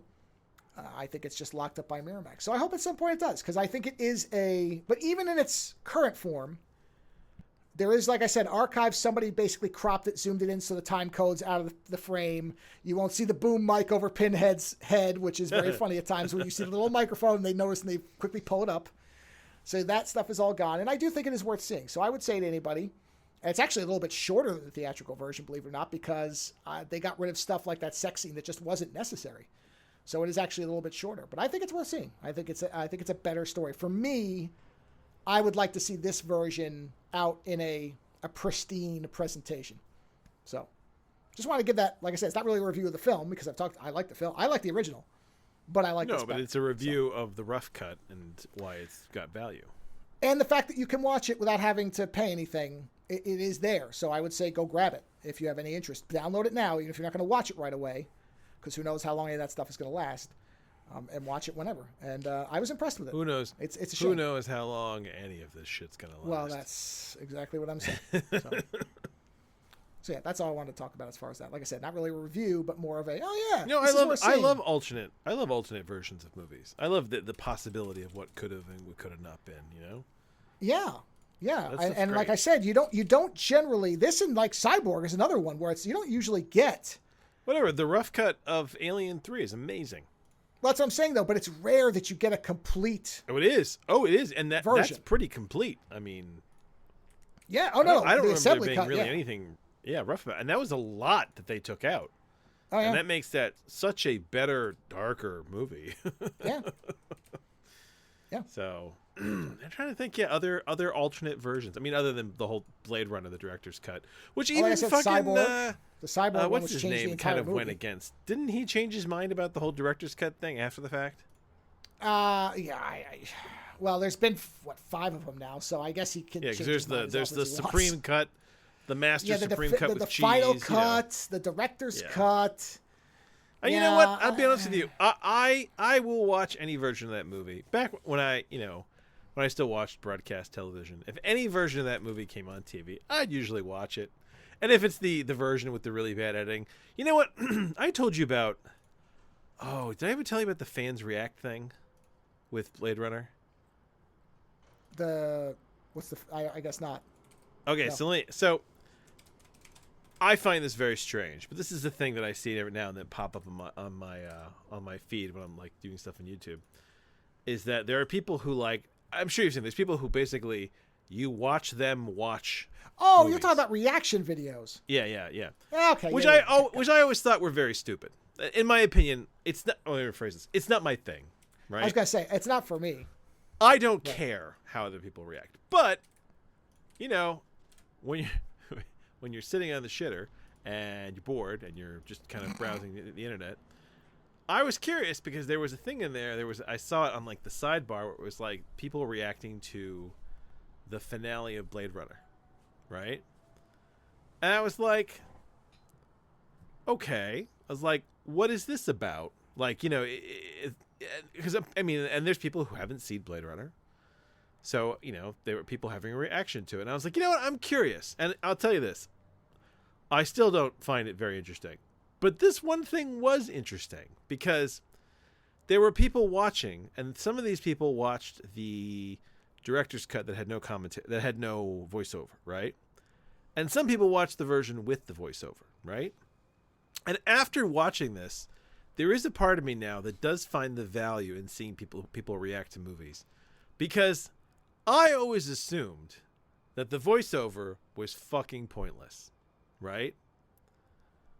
But the number of people that don't understand what the fuck is going on at the end of that movie, that don't understand why Roy Batty saves Harrison Ford, what the fucking dove represents, any of it. They just don't get it. They needed the voiceover to fucking explain it to them. I was like, oh, I get it now. Because that's the thing. I think that you have a population of people who speak movie language, speak metaphor, right? Who can watch these things and be like, I get what that is. I mean, you and I part of the reason, you know, when we were talking about Megapolis, I think part of the reason that movie is kind of a hard time for a lot of people is that it's all fucking metaphor. But the metaphor is like right in your face, right? But never actually explained. So it's like it's all metaphor in your face, but no one ever draws attention to it. So you're sitting there going, he can stop time, right? Where you're like, no, it's a reference to the artistic vision. Anyway, so I never understood that. And after watching this, and it's like, you know, it was a bunch of different people watching this movie, and they were watching various, because it was different people basically experiencing the finale of the movie, where this is the sequence where Harrison Ford tries to jump from one building to the other. He misses, he's hanging on the edge, and then Roy Batty jumps over with the dove and grabs Harrison Ford's hand before he drops to his death and saves him. And then it's when he has his famous speech about tears in the rain, right? And then at the end he says, time to die. He puts his head down and he lets the dove go, and it's supposed to represent the fact that he has a soul, and the soul is going up to the heavens, right? Yeah, man, I saw that and I was like, whoa. I was like, you guys needed the voiceover. And it made me change my point of view a little bit of the studio or the directors, but very often the studios, trying to dumb-proof the end of their movies, or dumb-proof their movies, where they sit there and they go, you know what? You think they're going to understand what this is, but I don't think they're going to understand what this is, so we're going to do a voiceover.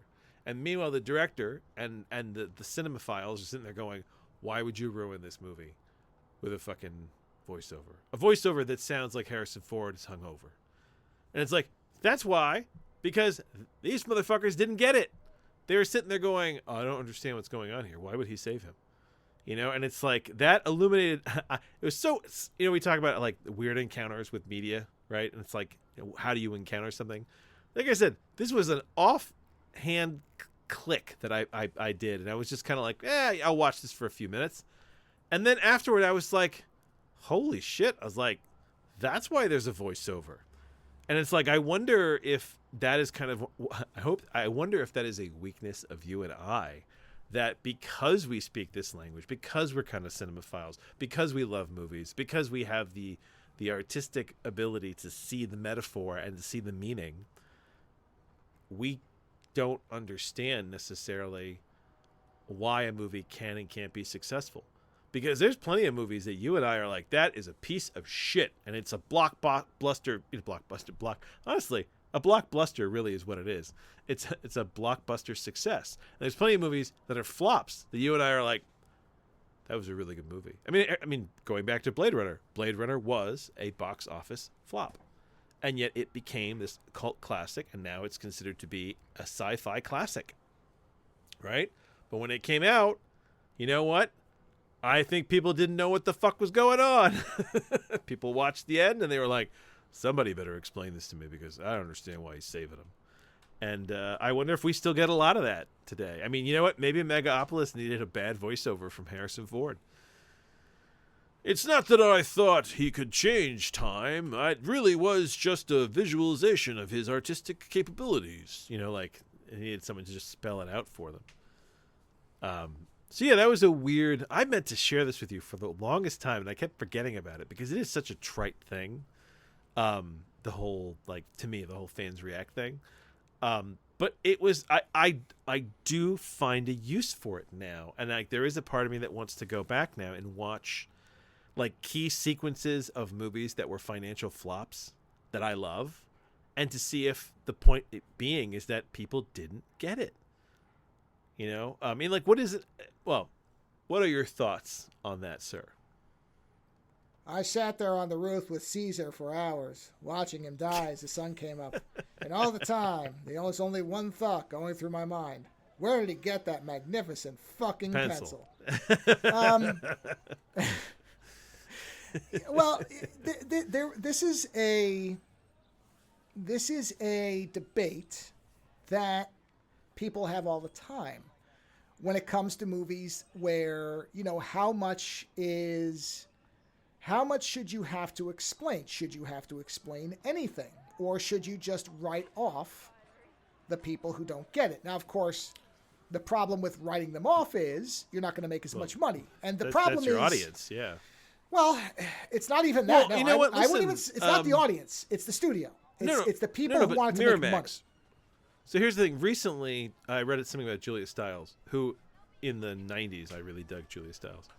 And she was talking about how she was doing, there was the whole teen rom-com craze, right? And I guess she had done that movie, 10 Things I Hate About You, and she was doing another movie with Miramax. That movie. Well, she was doing another movie with Miramax, and it was with Freddie Prinze Jr. And the two of them were like, you know, rom-com fucking royalty at that time period. And I guess they were doing this movie together, and they had a good script, and they liked the movie. And then I guess Weinstein showed up from Miramax and was like, no. It's like, this isn't going to work. We got to do some other stuff. And they, like, Weinstein created a whole... He wanted a dance sequence in the movie because 10 Things I Hate About You had a dance sequence, and people responded to it. So he wanted their movie to have a dance sequence. So, like, a dance sequence was like, you know, kind of injected into the movie that she thought was like really sleazy, and then she was like, I don't even know if it ended up in the final cut. She's like, but I felt sleazy doing it because it felt like such a weird marketing, like, you know, this doesn't fit in the movie, but it's the whole you know, there needs to be a dance sequence in this movie, or you know, have you ever seen Shakespeare in Love? Oh yeah, not in a while. All right, the thing about it, they were like every play needs to have a dog. Oh sure. And they're like, yeah, that's what everyone wants. You see, a bit of comedy and a dog, you know, and it's kind of like that. It's that idea. But reading about that, I'm like, yeah, that's the thing. Is like this, the writer writes the script and has the vision. The director reads the script and is like, oh, I want to make this, and it gets run through their vision. And then the studio comes in and goes, hey guys, we need to sell this. And then they add their vision, and their vision is the whole, you know, how do you sell this to the widest possible market, you know. This is the interplay where it's like, it's amazing we get the movies that we get with all these market forces and artistic forces at war with each other, you know. Well, and that's why when you ask me where I stand on it, I don't know, because I don't think how do I put this correctly?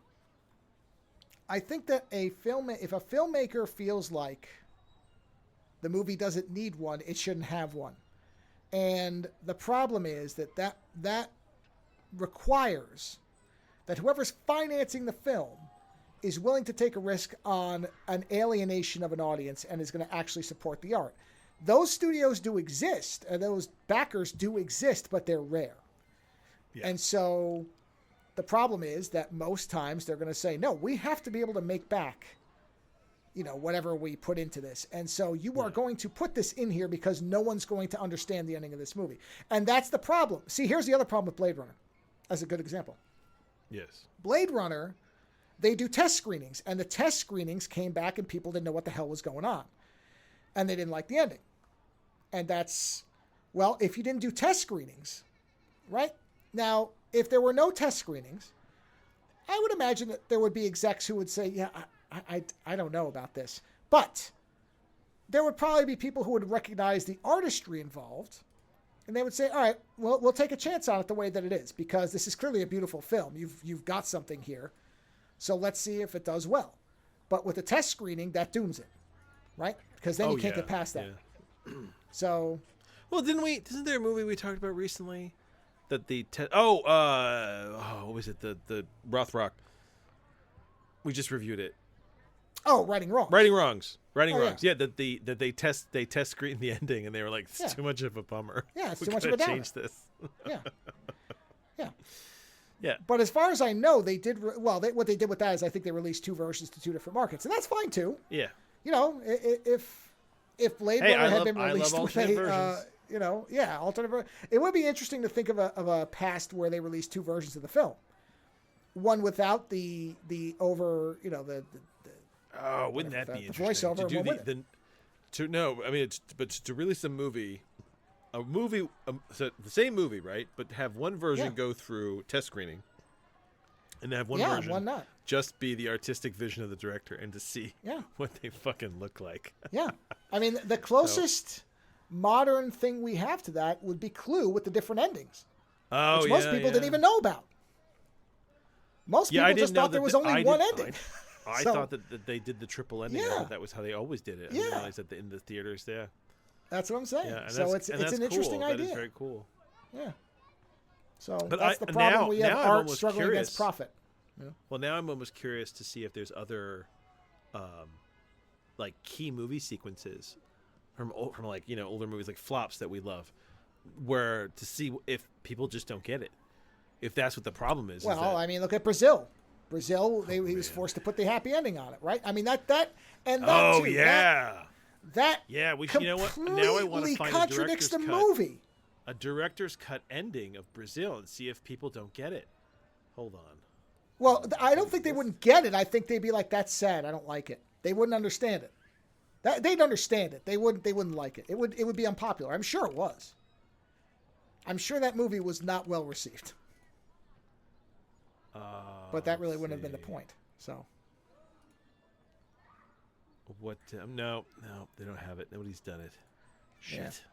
Yeah. I'm curious about nobody's now. going to watch that movie now, unless they're cinephiles anyway. I love that movie. I'd love that movie too. I own that movie, but I'm saying. I know, yeah. It's on Criterion, man. That movie, Brazil, it really is a line in the sand, isn't it? Because it's like there's people who. Yeah. If you've seen Brazil, do you hate it?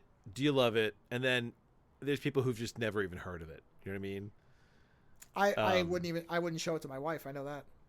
Really? No. I watched it with my wife. And what did she think of it? She thought it was really sad. Well, and that's what I think my wife. So I don't want to show her something sad. But she also got it.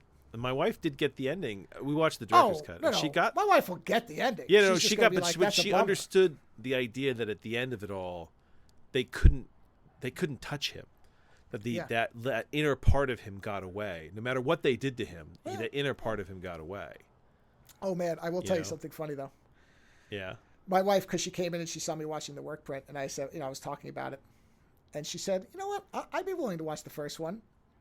And I'm sitting here going, oh man, the first one? Jesus. Yeah. I don't know though. I don't think she's gonna like it. You know what? Listen, always let your wife make a cinematic. No, but mistake. I'm like, okay, I just so you understand, this is not a straightforward horror movie. I'm giving this as advice. Always let your wife or your partner, because I mean, it might be. Yeah, sure. I don't know if whoever, there's any whoever actually. You love, whoever you're with. I don't think there's any women listening to this podcast. That's the vibe I get, because they're a bunch of fucking idiots. But anyway, true. Your husband or wife always let them make cinematic mistakes, unless it's like something that you think is gonna like disturb them, like really disturb them, like a rape sequence or something like that. You're like, I like would Cujo. never sit We ain't down. watching Cujo. I don't want to Well, watch yeah, Cujo. exactly. But I'm never gonna sit down and watch was it Irredeemable or Irreversible? Irreversible, yeah. Nope, I have no I would never interest. watch that with my wife. Right? That fucking movie is brutal. I don't want to see that movie again. Right. But like if my wife turned to me and was like, I'll watch the Hellraiser with you, I'd be like, yeah, you want to watch Hellraiser? I watch Hellraiser with you, just to see what your fucking reaction is to this movie. I was like, but the thing is, very often I don't, because when like she watches a movie that's like not her thing, she kind of gets this very British reaction to it, where she's like, that movie's just stupid. Like, you know, she almost sees the adolescence in it. This is kind of my wife's superpower for this stuff, where she watches a movie like that and she's able to kind of compartmentalize it into like an adolescent adventure.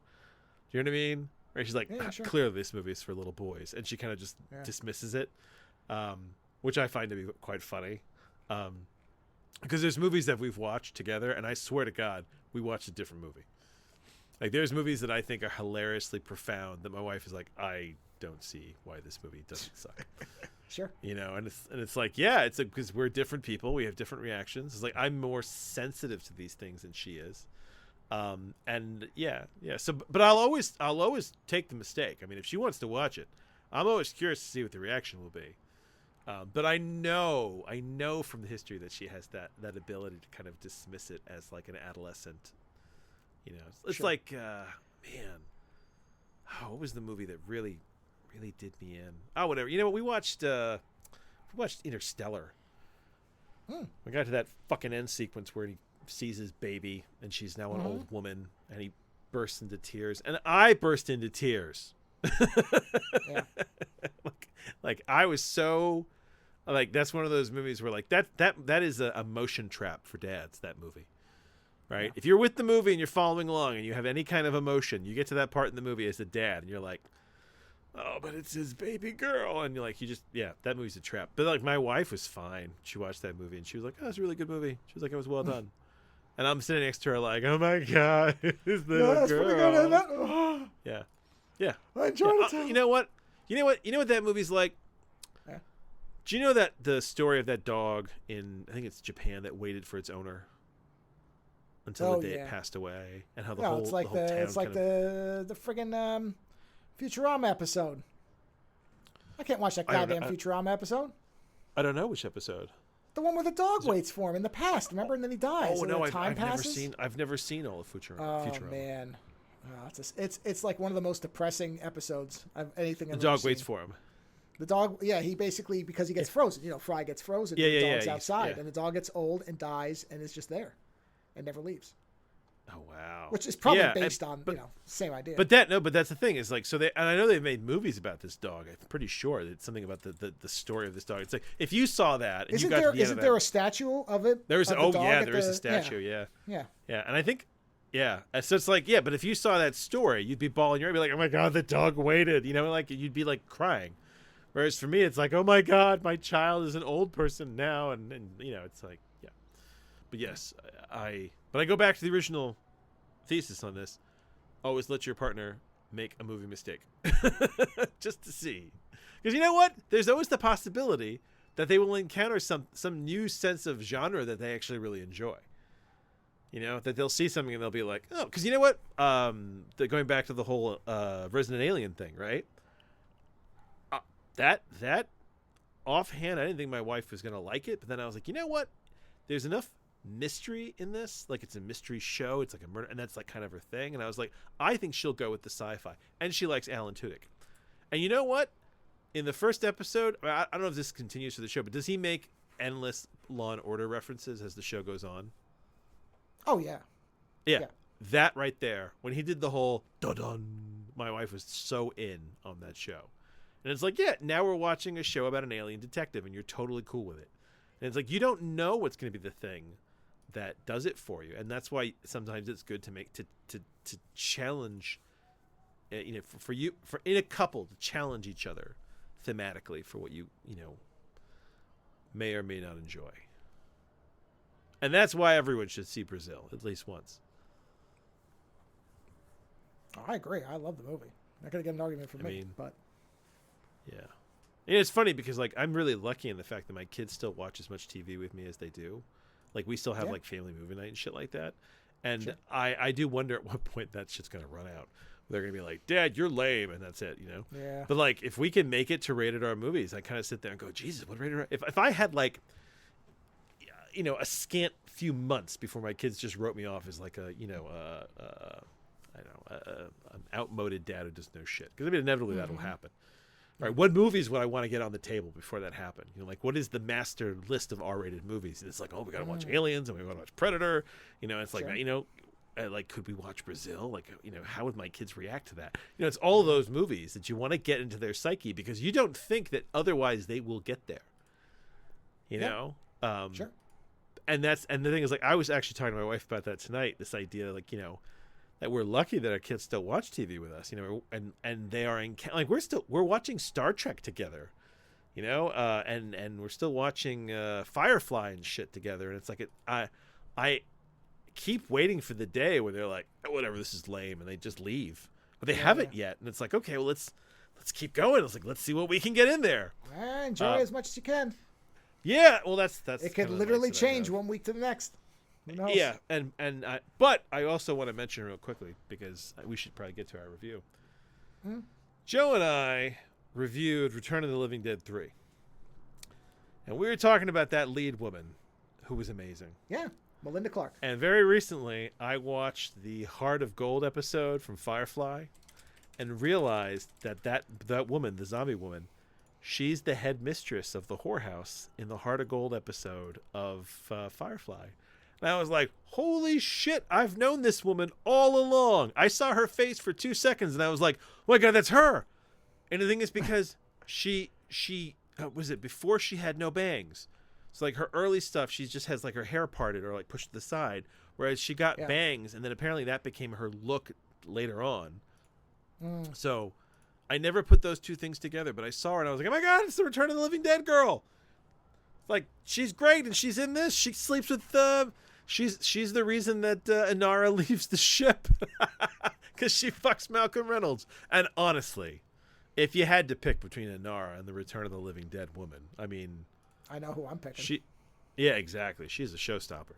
So anyway, I just wanted to mention that because we were talking about how she had this big career, and you know, and she did. Like, I've been seeing her in stuff for years. See her without glass in her face, I think I said, or something like that. Well, yeah, without spikes. Yeah. So it's amazing what not having spikes in your face will do for you. Yeah, really. Yeah. Anyway, I'll let you keep the convoy going here. Yeah, so, let's see here. So, yes, Lando and I watched another movie together. So let's play our little bit for that. You shut the fuck up!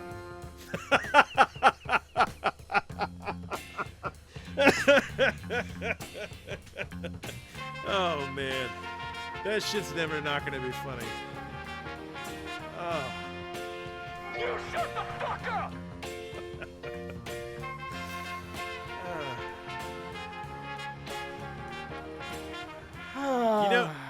I watched it. It's important to mention this because it'll come up later. I watched iRobot right before we sat down and watched this movie, and LaBouffe is in that. It's like a young LaBouffe, and I swear to you, there is a scene where he was yelling at the robot, and I thought that he was going to say, "You shut the fuck up," and he didn't. But I was like, yes, early LaBouffe. This is when he was still in his young LaBouffe, young LaBouffe mode, So this was an audience suggestion, so thank you very much. Somebody had said, hey, have you ever seen this? Have you, Lando, seen this? And we've never even heard of it. Nope, never heard of it. A movie from 2021 titled Zone 414 with Shotgun Ed, Guy Pearce, who we're both fans of. And I think initially we looked at a lot of the reviews and said, oh, it's a Blade Runner ripoff. And I think at first, we were kind of going back and forth on it. And I was like, oh, screw it. It's probably fun. And the thing is, I don't think it's a Blade Runner ripoff. I think that it's using a Blade Runner format and then it's laying other things on top of it that are interesting. Well, it's clearly name-checking it with some of the phrasing up front, and it's using a lot of the visual language. And here's the thing: is if you read about this director, the guy who did this, he is a huge fan of Ridley Scott, like Yes. a huge fan, and it makes sense that for one of his early movies, he tried to mimic a director that he loved, and he did. He mimicked early Ridley Scott with this, which is, listen, that's no small feat. Ridley Scott's got an eye for this shit. And look, in fairness to the people who, say, oh, Blade Runner ripoff, the first about 20 minutes, you will absolutely think that it is a Blade Runner ripoff. It's about a guy who's this disheveled, disgruntled, like miserable, hasn't shaven ex-cop who basically gets hired by a rich millionaire guy to go into this miserable part of the city to find his daughter. I mean, that's and they do an empathy test. They do an empathy test where he has to shoot an android and doesn't hesitate. And, they show the cityscape, and it basically looks exactly like Blade Runner, except that instead of flames, it's like smoke billowing out of chimneys. But I'll tell you, a pyramid, it's just a tall building. Yeah, but I'll tell you what's weird. Because I watched iRobot right before I went and watched this, right? The tail end of that movie, there's a lot of iRobot in that, which is the whole... no one can know that there's a problem with the robots. Well, okay. Well, that's the thing is it changes. It becomes a different movie from where you think it's going to go, because anybody who's watched a lot of science fiction, in the first 20 minutes, you're going to think you know exactly where this movie's going. And because it does telegraph all the obvious stuff. I mean, they've got their Tyrell, who in this case is I described him as Gary Oldman in Hannibal before all the disfigurement. Like, he's acting really, really weird, and he's got a weird, fucked up looking face, but just normal looking fucked up face, not, scarred. And he's doing a strange performance that is almost from a different movie. It doesn't feel like it belongs in this movie. Sometimes it's too over the top. But basically, this guy's like, my daughter is trapped in the zone with my perfect creations, and I need you. I mean, literally, he's talking like this is not me exaggerating. He talks like this. He's like, I need you to go in there and get her out if necessary, but so forward for the perfect zone, and no one can ever infringe that there's no murder. It's like that. Like, he's talking like that, right? I'm not going too far over from what he's doing. Am I? No, you aren't. No, and he's the only one who's really that far out. And so when you see the beginning, you're going to think, okay, this is going to be a low effort. Yeah, it does look like a low budget Blade Runner ripoff. But then the movie starts going and it starts moving. And I can't possibly tell you what Guy Pearce's accent was supposed to be. At first, it seemed to be New York. I've landed on Chicago or Boston, and I really can't tell you which side of the coin I'm on with that, but I don't think it's New York. But, he's playing the Deckard character, more or less. He goes into this zone 414, which looks like Blade Runner 2049, where the woman is walking around, or when Ryan Gosling's walking around the kind of pleasure sector or whatever. It all looks like that, like a lot of neon, bright lights. There's a noodle vendor that we prominently see with outside seating, except it's a female instead of a male. Like all the visual check marks of Blade Runner future are there. Like, it's all there. It's the literal visual iconography of the first film with the color palette of the sequel. It's an interesting mix. Oh, yeah, especially like with a lot of the wigs and whatnot, the way they use them. Yeah. It's like they layered on. It's like they tried to blend the two films, and I think that's largely what they did. And so Guy Pearce goes in, and he meets up with this pleasure bot. What is the name, by the way, of Veidt, the main Veidt? What's his first name in the movie? Do you remember? Oh, it's like Joseph Veidt Joseph Veidt is the younger brother, the main brother. Yeah, no, it was like Marshall. Is it Marlon? It might. I'm gonna look it up. Hold on, let's see. It is because Joseph you're Veidt. right. When you look at this guy, the guy who played Marlon Veidt, that guy went on to do some interesting shit. If that's who I think it is. Yeah, Marlon Veidt is he's the younger brother, right? Or is he the older brother? Which one is he? That Joseph Veidt is the younger brother. Okay, so it's Marlon. Marlon is the older one. Oh, geez, because that guy went on to do some interesting shit. Actually, Yeah. He was in the fucking World of Warcraft movie. Remember, I said as that. the I said, lead. Yeah. Well, and which and is the so thing weird. Yeah, they Yeah. made him, when you see this movie, if you watch it, I don't know what the hell they did to his face, but they just made him look. They make him look like a plastic surgery disaster. Like he'd be on a TLC show. Yeah. Like plastic surgery mishaps. Because when you see him in his other roles, he looks, like a Viking. Like he was in a show called Vikings. Yeah, I mean, he looks like a goddamn the Viking. Viking show, yeah. That's what I so mean, is that this guy, this is not a bad actor. This guy went on to do like a lot of good shit. That's what I'm saying, is the performance is so bizarre because I have to think they told him to do that. And I'm sitting there going, that did not serve your movie well, guys. I don't know what you were thinking there, because again, he's the only one in the movie who's this far in outer space. Everybody else feels relatively grounded. Yeah. So anyway, he meets with Psycho, a billionaire. I mean, unless that was the idea, is they were trying to like show you a completely raged out Musk or something. I don't know what they were doing, but whatever it is, he's the only one who seems like he's in a different movie. And so he sends Pierce in. Pierce meets up with the pleasure robot roommate of the daughter of this billionaire who he's looking for.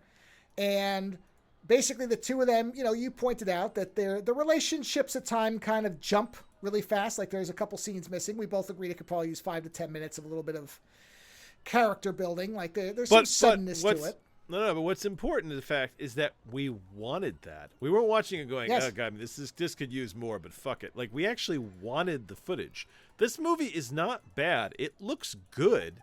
Their ideas are there. I just feel like it needed a little bit more time. Yeah, it's just a little under. I think it's an hour and 40 minutes or so, or just under that. Yeah. So the pacing is great. It never slows down. It never bogs down. Sometimes maybe it's detriment, but I would guess that maybe they thought they had to keep it at a shorter time because it was lower budget. That's just my guess, but it makes some sense. But anyway, Pierce is going around with this pleasure bot who is some kind of unusual model because she can feel and think and analyze and understand misery and despair. And if anything, she seems to be a model that has a higher capability of empathy. Yeah, they say she's something unique. Which she then uses to basically create emotional reactions in people, so that people can kind of live out the fantasy that they want. Yes, and at which is interesting, cutting herself, but so she's showing fast healing. that she's miserable. Yeah, she's fast healing, so it doesn't last. No, it doesn't matter. But I think it's the idea that she's expressing her misery. Well, she's a miserable. She's empathetic to understand that, or she's emotionally aware enough to understand that she's a slave. Yeah, because she says something about feeling depressed or something, and she's like, "I'm not supposed to be able to feel that." Yeah. And they're like, but there are people who pay for this service who like the idea that you're suffering. Yes. Yeah, exactly. Which is not an unheard of concept, like. No, we see her interact with one client who's just reliving talking to, I think, his dead girlfriend or wife. We don't really know which. No, it's a woman involved. He's reliving a fantasy about a woman that he saw once and shared a cigarette and never told anybody about. Oh, is that what it was? Okay, I missed that. Yeah, it was a entirely. weird I thought little, it was like somebody who died. Okay, so there's... So whatever, she's some special model. And the rest of them all look like this other one, like he shot in the beginning, or at least most of the ones we see are like replicas of her. And so he's going along with her, and they go to these different places, and they ultimately find that the daughter is dead. She and we get these images of like a snuff film thing with her, which I think they could have substituted the character moments for that, because I don't think that really serves anything. I almost feel like that's there. I think for, they were like, just the trying to hype audiences. Yes, they were just trying to hype up the audience. Well, I think that's for people who don't get that she probably was tortured, I guess. Yeah. Even though once you get to the end and find out that the guy's brother is the one murdering all these people and like building a weird replicant torture model that, you would understand that he probably did torture her. You won't really need that told to you because he's so fucked up. Well, the thing is, he thought, she was brought, so the brother... What Guy Pearce discovers is that the brother was being brought, basically robots to torture for his own pleasure. And the thing is that no crime is supposed to happen in the zone. The zone is where robots and humans are allowed to interact, right? There's not supposed to be any crime there. So well, it's a red light district. That's what it is. Yeah, even though it's supposed to look like it looks like a crime-ridden area, it isn't at all. There's no crime. Yeah. Yeah. Imagine New York in 1975, but everybody's like, no, it's perfectly fine. It's safe. Everything's good. Yeah. So okay. the fact that this brother is killing these women, or these robots, he's doing it because he's annoyed with his brother. And what Guy Pearce realizes is that the daughter hated the fact she was the daughter of this, Elon Musk type, and that she hated her last name, and she basically went into the zone and assumed the identity of being a robot because she didn't want to have feelings. And at some point, somebody essentially thought she was a robot and sold her like she was a robot, and she ended up with the uncle. And the uncle was like, yeah, you know what? I'm going to do to you what I do to all these other robots. And he basically tortured and killed her. Right? Right. Because so tortured and killed her. Yeah. And so, again, this is not Blade Runner anymore. This is like 7 now, or 8mm, something else. So it's, and he's also all through this the person who is sending frightening voicemails and stalking the main robot. What's her name? Jane. Yeah. So because Jane is worried that somebody is going to kill her, and she's afraid. And the thing is that Guy Pearce's whole thing is that he has a protective instinct. Oh, also, we should point out, this is the same guy who is paying and hired Guy Pearce and did the empathy test with him and has been talking with him. So he's not somebody that Guy Pearce discovers, secretly. No, he's you been meet there him the whole time. You meet him early on in the movie. And by the way, I realized where I knew that guy from. That guy's the asshole from Sherlock who works for the police, who hates Sherlock because Sherlock keeps getting called in. Yeah. Oh, yeah. Okay. Yeah. He's got. So you can see him. You can see him in a more normal role there, but he's still very annoying. He's perfectly cast. But yeah. So you're vaguely aware of this guy, and the thing is, this movie, I realized, is very much a Dashiell Hammett old school noir detective story. In those classic detective stories, the low-down detective encounters the rich and powerful, and at the end of it, he walks away with some scrap of his morality intact, even while many wrongs cannot be fixed. And that is this movie, because at the end of it all, Guy Pearce, to save his life and the life of Jane, because they've just killed, Veidt, which is essentially like the Elon Musk. They've just killed his brother, right? The only way to get out. Let's discuss that part, because that is important. So basically, it is a detective story where they're figuring this thing out, and there's a part where he brings the body back, and then he's talking to the killer brother, and he basically says, "Okay, I know you did this," and the brother doesn't flip out or anything. He says, "Here, let me show you something." And he says, "Come with me. Look at this horrendous thing that I've done." It brings him into a room where he's taken parts of these robots and he's put them into this. There's another movie where somebody's building. It's like a weird torture sculpture. Yeah, is it like a Kuntz book or something where somebody's assembled a living? I don't remember. Whatever. There's some other. No, honestly, thing, there's something very Hellraiser about it. Well, there is, but I think there's another. I think either book or movie where somebody is assembling, except that it's a dead, but he's assembling this shrine of dead parts. Oh, isn't and I want to say it was a Dean Kuntz. No. He's making the skin suit out of them. No, it's I think it's a Dean Kuntz book where you find out that this guy has this gigantic sculpture of all the dead parts put together as his ideal woman, all the ones he's murdered.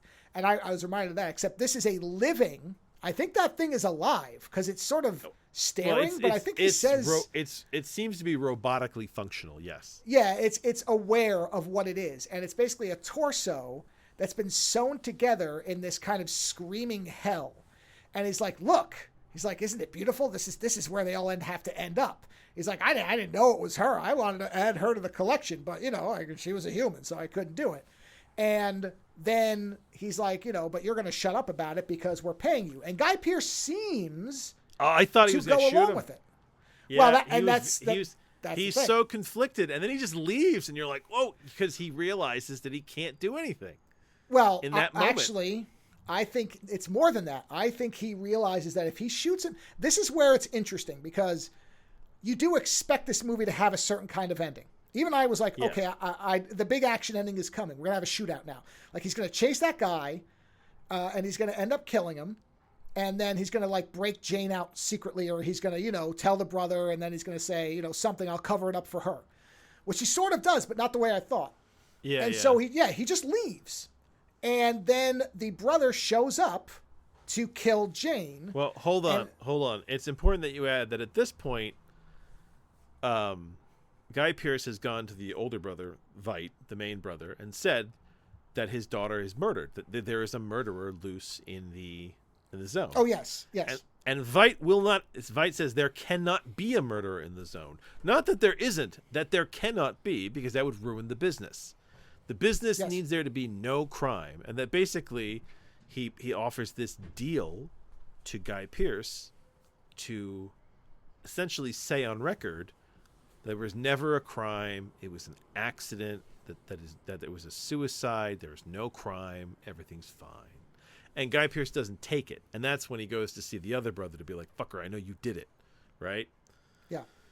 At which point, the younger brother Joseph goes back into the zone, I think, to essentially kill. Well, what he does Jane. is the billionaire says, if you attempt to tell anybody what this is, I will destroy you. And so Guy Pearce is like, okay, yeah, he's right. He's got the upper hand. Goes, gets his pay, confronts the other brother, goes back.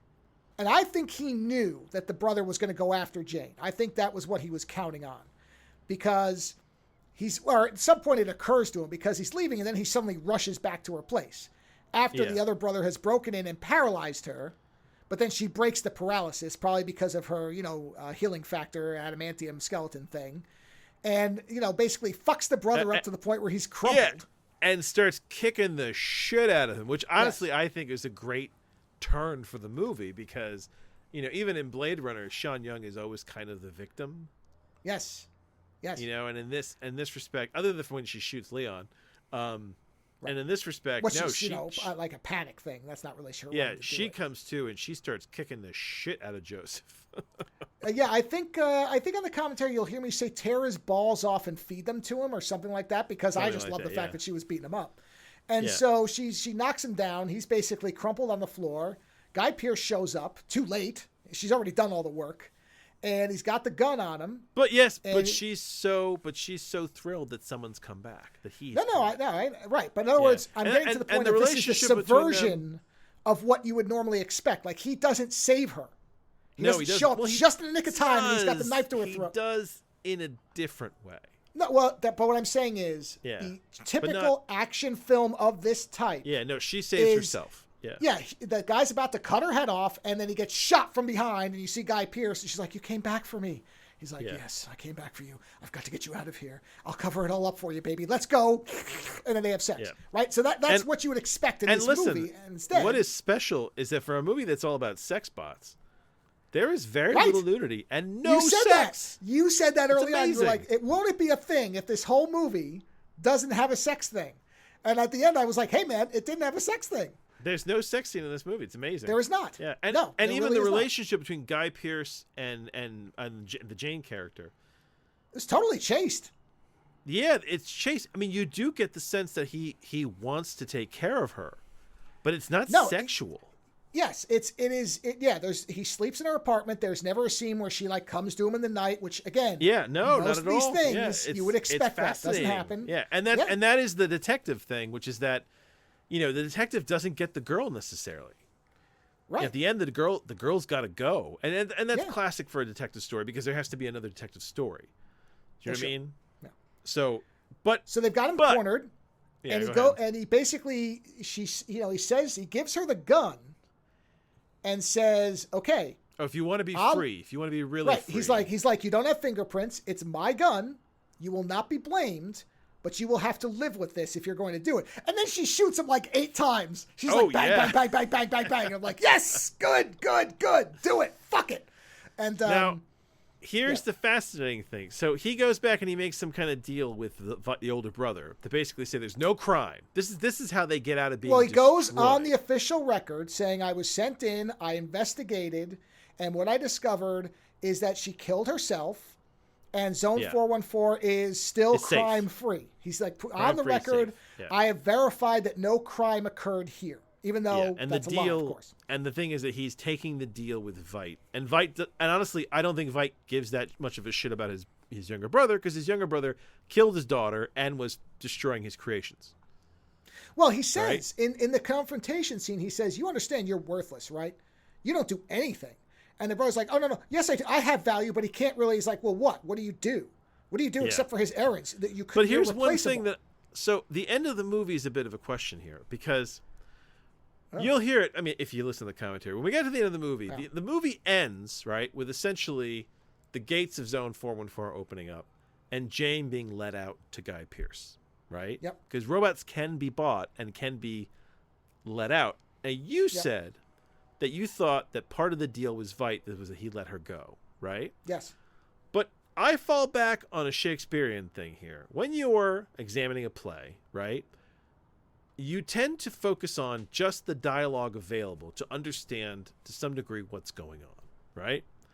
And falling back on what I can remember from the script, having thought about it quite a bit, at no point does Veidt make any kind of deal. What is said is that he makes... they give him, I think, like $2 million or something like that. Yeah, $2 million. And at some point, someone says that the price of what one of these robots would be, and they name a price, and it's very close to the price that they're paying him, right? Sure. And that's why, at the end of this movie, I don't think Veidt sets her free. I think that Guy Pearce buys her freedom. Because he's naturally protective. He doesn't want her to, and he says to her, there's a whole thing in there about how Guy Pearce basically let his wife, she was schizophrenic, and he let her kill herself. That he realized that she was never going to be happy, and he bought her the pills because that's what she wanted. And he says to the character Jane later that it was a mistake for him to do that for her. And to some degree, his own attempt to make amends with it is by saving Jane. And what better way to save Jane than to take the money he gets from this fucking awful case and free her? So I think that at the end of the movie, I think Guy Pearce, and which makes sense, because I don't think Veidt would do a right thing at all. Veidt just does what he wants for himself. I think at the end of this all, Guy Pearce uses what money he makes from this case, and he uses it to set her free. That's what I've put together. And go ahead. I was curious, so I went to the Wikipedia article, which doesn't necessarily mean that this is definitive. The Wikipedia article says what I think, which is that as part of the deal to keep silent, Marlon lets Jane leave the zone. And that's the thing is, there's no scene where Marlon says that. There isn't. But that was my reading. Yeah, the whole thing is it's all assumed, and based off the dialogue from the movie, there's a scene where basically they tell him how much he's paid, and there's a scene where early on where they tell him how much it would cost to buy one of these robots. And they seem to be in line with each other. And I'm kind of sitting there going, why would you put that information in here unless it's important? But that's honestly, I like that though about the end, which is that you don't know if Marlon set her free or Guy Pearce set her free. And either way, Guy Pearce orchestrates it, right? Yeah. He makes the deal. But I do like this idea that I like the idea more that he uses whatever money he gets, and rather than be rich, he sets her free. Yeah. You know, because I don't think robots can be set free. That's the other weird thing, is that reading the rules of this world for robots, I don't think robots are allowed to be free. Because they even say that all the robots in the zone are owned by Veidt or owned by somebody else. Yeah, they say something like the only place that you can interact with them or something like that, but I don't really know what that was supposed to mean. Interact with them when they aren't owned. That was the thing, is if you they can, because she says at one point that she keeps hoping that one of the people will buy her so she can leave the zone, because in the zone he says nobody's ever going to come and buy you. Yeah, because in the zone, she's working for one client after another, and she's very tired of it, where she's got like 3-4 different people she sees a day, and everyone has some kind of weird thing they want to do to her or some fantasy. She just, and so that's why I think that the whole idea that Guy Pearce buys her in the end, it works in my mind, because they say no one will buy her.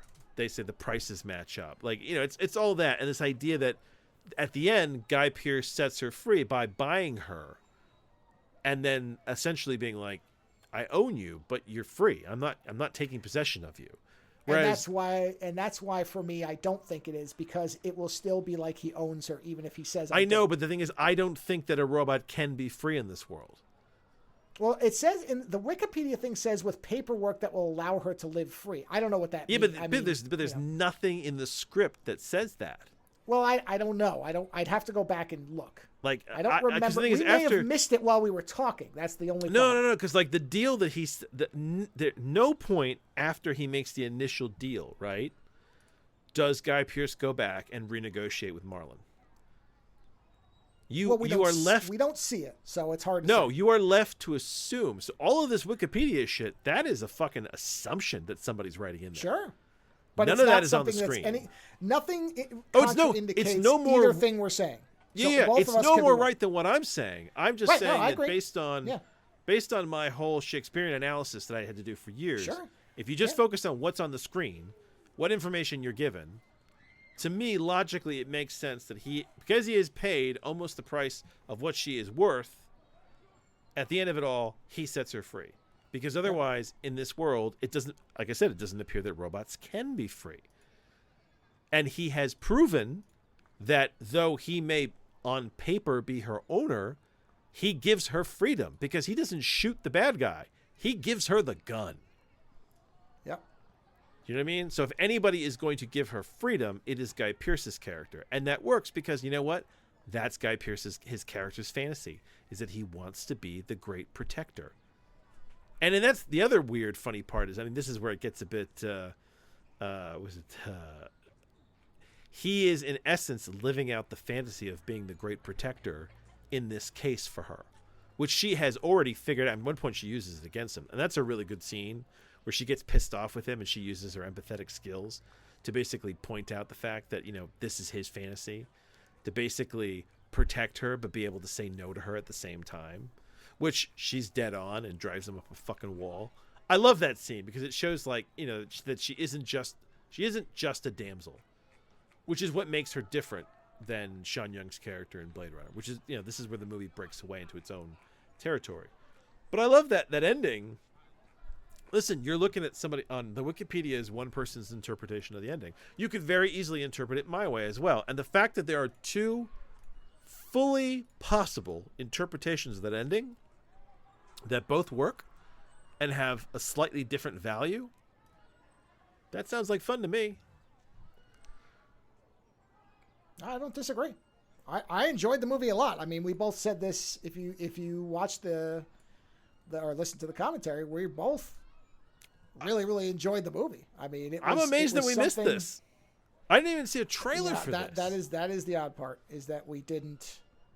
That we did not know anything about this. But I said, and I think this is what I think it is for me anyway, this is something that if there was an old version of this, if this existed in the 90s or 80s, we would have seen it. We would have known about it. Probably on like late night HBO. But now with the amount of streaming, flood. This is the fire hose. This is the fire hose of media that shoots at you constantly, right? Yeah, that's it. Yeah. And I'll say this, the look of the movie is fascinating because it does have the feel of a movie made in the 90s to look like the late 2000s. Sure. Because so much of they use all this outmoded technology to give it this kind of weird retro future look. You know? And it's like for example, Guy Pearce doesn't have a special future gun. Guy Pearce just has a pistol.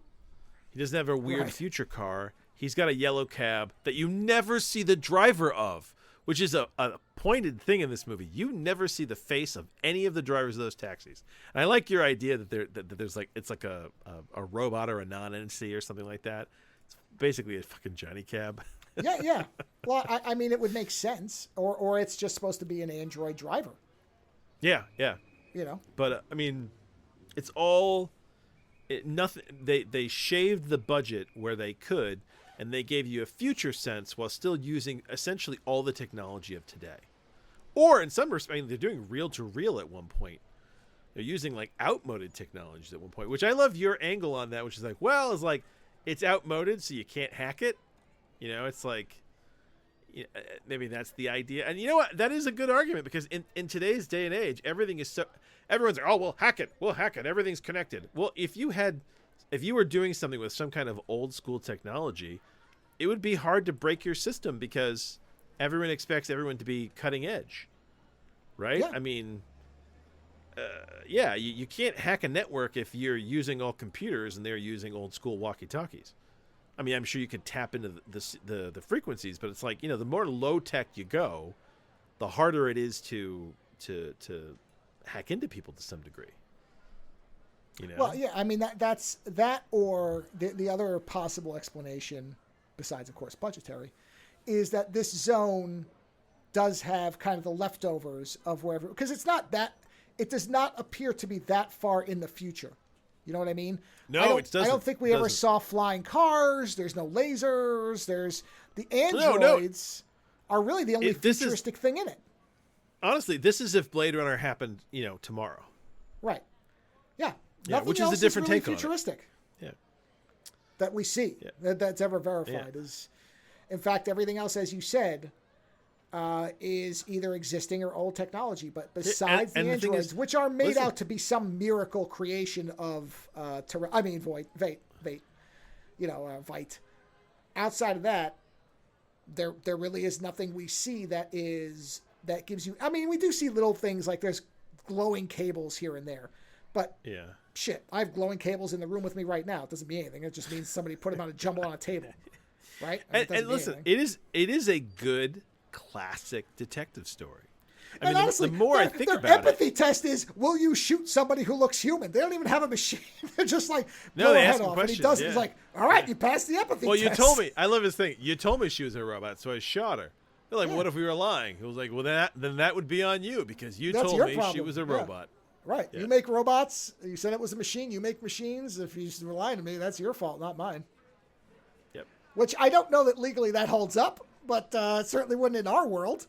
They told me she was a machine, Your Honor. I don't know. I shot her. What? I mean, I say this. Guy Pearce's accent, by the way, is probably the worst part of the movie.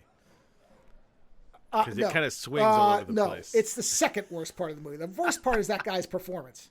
Outside of laughing at it, the Vite is terrible. Oh yeah, I mean it's so weird. It is so weird. over. It's so. At one point, I said, "Is his jaw wired shut? Why is he talking like this?" Because he's like, "You don't understand. It's the comic. I had to live in a miracle upon the I've world." seen that guy in other shit, and he's not that bad. That's why I'm saying they clearly either said just do something that makes you seem evil, and that's what he came up with, or the director was like, no, more. Talk with your teeth clenched or something. I don't know. I don't know what to make of it. It's so bizarre. It's literally inexplicable. Oh man. To me. So hold on. So the woman with the really funky hair, who's basically like the robot pimp, that woman, Royale, that's Mother Marlene from Mandy. Oh, okay, sure. Well, I mean, she was really good, so I'm not surprised. Oh man, she's been in all kinds of fucked up movies. Let me tell you. Yeah, no, I'm not surprised by that. She's good. Yeah. Oh yeah. Yeah. Anyway, I was. The cast is the weird thing is that they actually have a really interesting cast. Yeah. I mean, everybody in this has been in other stuff and been quite good. Yeah. It's just weird performances. Like even the guy who runs the reject robot area, the old guy. Oh yeah. Yeah. That guy, that is one. I mean, that guy's been in a lot of weird shit, but I'm pretty sure that is one of the demons from. Where is it? Was he in? I'm trying to see if that's who he is. I think he's one of the demons from the fucking David Tennant demons. Good Omens. Good Omens. Yeah, isn't that one of the demons from Good Omens? I'm looking really quick to see. Yeah, it could I've be. seen this guy in other stuff. I mean, Look, this guy's there's in nobody Dead. bad in it. There is a bad performance, no doubt about it. There is a strange accent. Yes, Good Omens. Yes, he is. He's one of the main demons. He's the one that David Tennant traps in the phone. He traps him in the call waiting. Oh, okay, got it. Yeah, all right, that's all right. him. Yeah, so everyone here is like a good working actor. They're just weird performances. Well, really, it's one bad performance and one strange accent. Because I remember, and this is, I told my wife this joke as well, and you will hear in the commentary where you said, well, what accent was he doing in LA Confidential? And I said, he wasn't. Californians don't have accents. He's doing, not being Australian. And then you said he's doing not Australian. Right. That's what he's doing. I can't believe this guy's from Australia. And that is the one thing is they should have just told him, just do the same thing you were doing in LA Confidential. Don't try to have an accent. Because it does stick out because it's not consistent. When there's no accent... He shifts between like a New York and like a Boston accent. And then Chicago. I kept hearing Chicago too. And the thing is, I have read that for Australians and like British actors, a Southern American accent is actually quite easy. Oh, absolutely. It's the New England accents that are hard. The New York, the Boston. Okay, yes. One of the things that I think trips a lot of people up is the accent on certain parts of words doesn't always happen. But there's a way that it doesn't happen that is correct, and there's a way that it doesn't happen that you notice. And he was dropping the accent parts on words incorrectly. So not every, because like car, I'm going to drive the car, right? I'm going to drive the car, Yeah, not every AR sound has that rounded off sound. But you know when somebody's just speaking naturally and when they're not. And that's what he was doing is he was doing the accent hits on some words and then not on others. And that's what makes it stick out. So to me, hearing that, I would have been like, you know what? Just do your standard generic American. It sounds fine. No one will know the difference. It's okay. Because honestly, he could have just done his accent. It would have been fine. Yeah. Well, I obviously they wanted him to be American. Fine. You know, I think they were really trying to make him the kind of classic neo-noir American detective. Fine. No problem. I don't have any issue with that because he obviously can do American. You know who would have been really good in this as well? And only because I just watched that detective series with him, the Clive Owen and the the French series. I was like, this series would have fit him as well. This movie. I mean, not that Guy Pearce is easily replaceable, but there's like kind of a group of actors that can kind of do similar shit. And like Guy Pearce and Clive Owen I think they kind of came out around the same time. Yeah. Yeah. I would have no problem. No, you know what? Overall, I enjoyed it. I thought that it was a pretty good flick for what it was.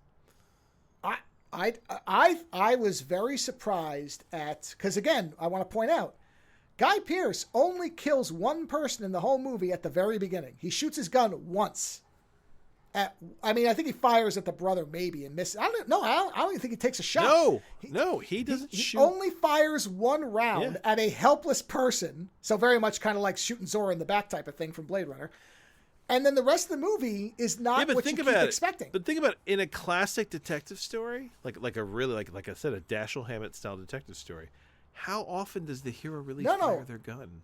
I'm completely with you on it. That's what I think is impressive is if this was truly just a cheap Blade Runner ripoff, it would have acted like one. It would have gone the simple, easy, like happy, dumb action ending route. Like you can visualize how worse versions of this movie end. And it's exactly what I said. The guy puts the knife to Jane's throat. Suddenly he gets shot, goes, and collapses. And then Guy Pearce runs up and says, I'm getting you out of here, baby. Let's go. And then they just, they suddenly escape. And he's like, we're on the run. I don't know if they're ever going to find us, but we're never going to be able to look over our shoulders without wondering if they're right around the next corner. But that would be that's the Blade Runner theatrical version ending, isn't it? I agree. That's what I'm saying is this movie doesn't take it doesn't do that. It no, he makes a deal with this would be if Tyrell wasn't killed. There's no Roy Batty in this, and that's why Tyrell's alive at the end, which is Veidt. And if at the end of the movie Harrison Ford had made a deal with Tyrell to get away. Yes. That's not how this works. And it keeps the movie small scale. This is a small scale film, really. Because the Zone doesn't look tremendously big. It looks like it's probably a small city or a small number of blocks. We don't know if there's anything else like this anywhere. We don't get a scope of the world. Like, this isn't a world-ending conflict. Like, Veidt is not running the planet. He's No, just not at all. in charge of the one zone and makes a lot of money. But really, that's Oh, wait a it. This minute. doesn't go any further. Is this based off a book? Is it? I think Oh, it could might be. Zone 414. Let's see. I didn't even look to see if it was based. No. Doesn't indicate It that. isn't? Okay. It says it's written by Brian Edward Hill, Yeah. who's an American author who worked at Top Cow Comics. Oh, we're bringing it back full circle. Oh, Oh shit! Look at that. Yeah. wow. He wrote 7 Days from Hell, which I never read, but I've heard of it. Oh, this is the guy you said worked on Ash versus Evil Dead. Oh yeah. Yeah.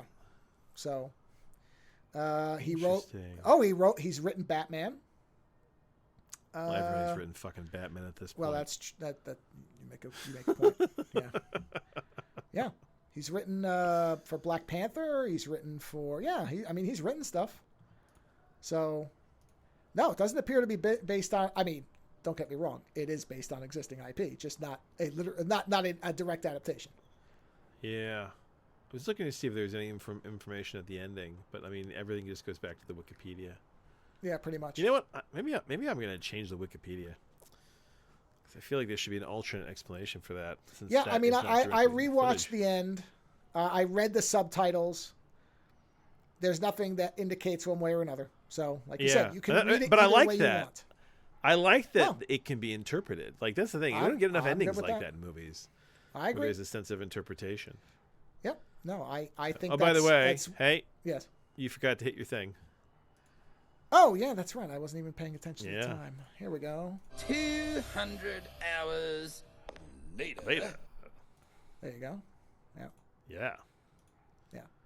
Right as we kind of come to the end here. Well, that's okay. Whatever. Well, thank you for the suggestion. It was a really good flick. I don't know how we missed it. Yeah. Yeah. No, this is But, why we say send suggestions. We actually do read them, and and watch they them. do work out. Yeah. Don't necessarily get to all of them instantly, but we will. But this was a interesting movie because, like you said, this seems like one that one of us should have said, "Oh yeah, I saw that," and or at basically least neither have of us had seen the it. fucking trailer. This was a complete blindside for me. Yeah, it's And I love Guy Pearce, man. yeah. He's great. I like him too. So And I and this usually this see is the one, trailers for his movies because I liked Lockdown. This one, the one in the space prison, Yes. right? That they got Yep, sued Lockdown, for because yep. it was too much like Well, Escape I mean, from New York. It is. So yeah. So yeah, I like when Guy Pearce does. I mean, I think I made the joke early on. It's like in Lockdown he was playing Kurt Russell, and this he's playing Harrison Ford. You know, Yeah. it's great. I love it. And you can watch it for free. So And you can It's- watch it for free. that's even better. So if you've never seen it and it sounds interesting and you somehow missed it like we did, it's better than you probably it will probably be better than you think. That's It was the best way thing to better say than I about it. thought it was going to be. Yeah. No, I had a great Yeah. time with it, so I was very happy with it. And I would say watch the Hellraiser Bloodline work print if you're at all interested as well. Also free, although far less legally dubious, but that's Archive's problem, not yours.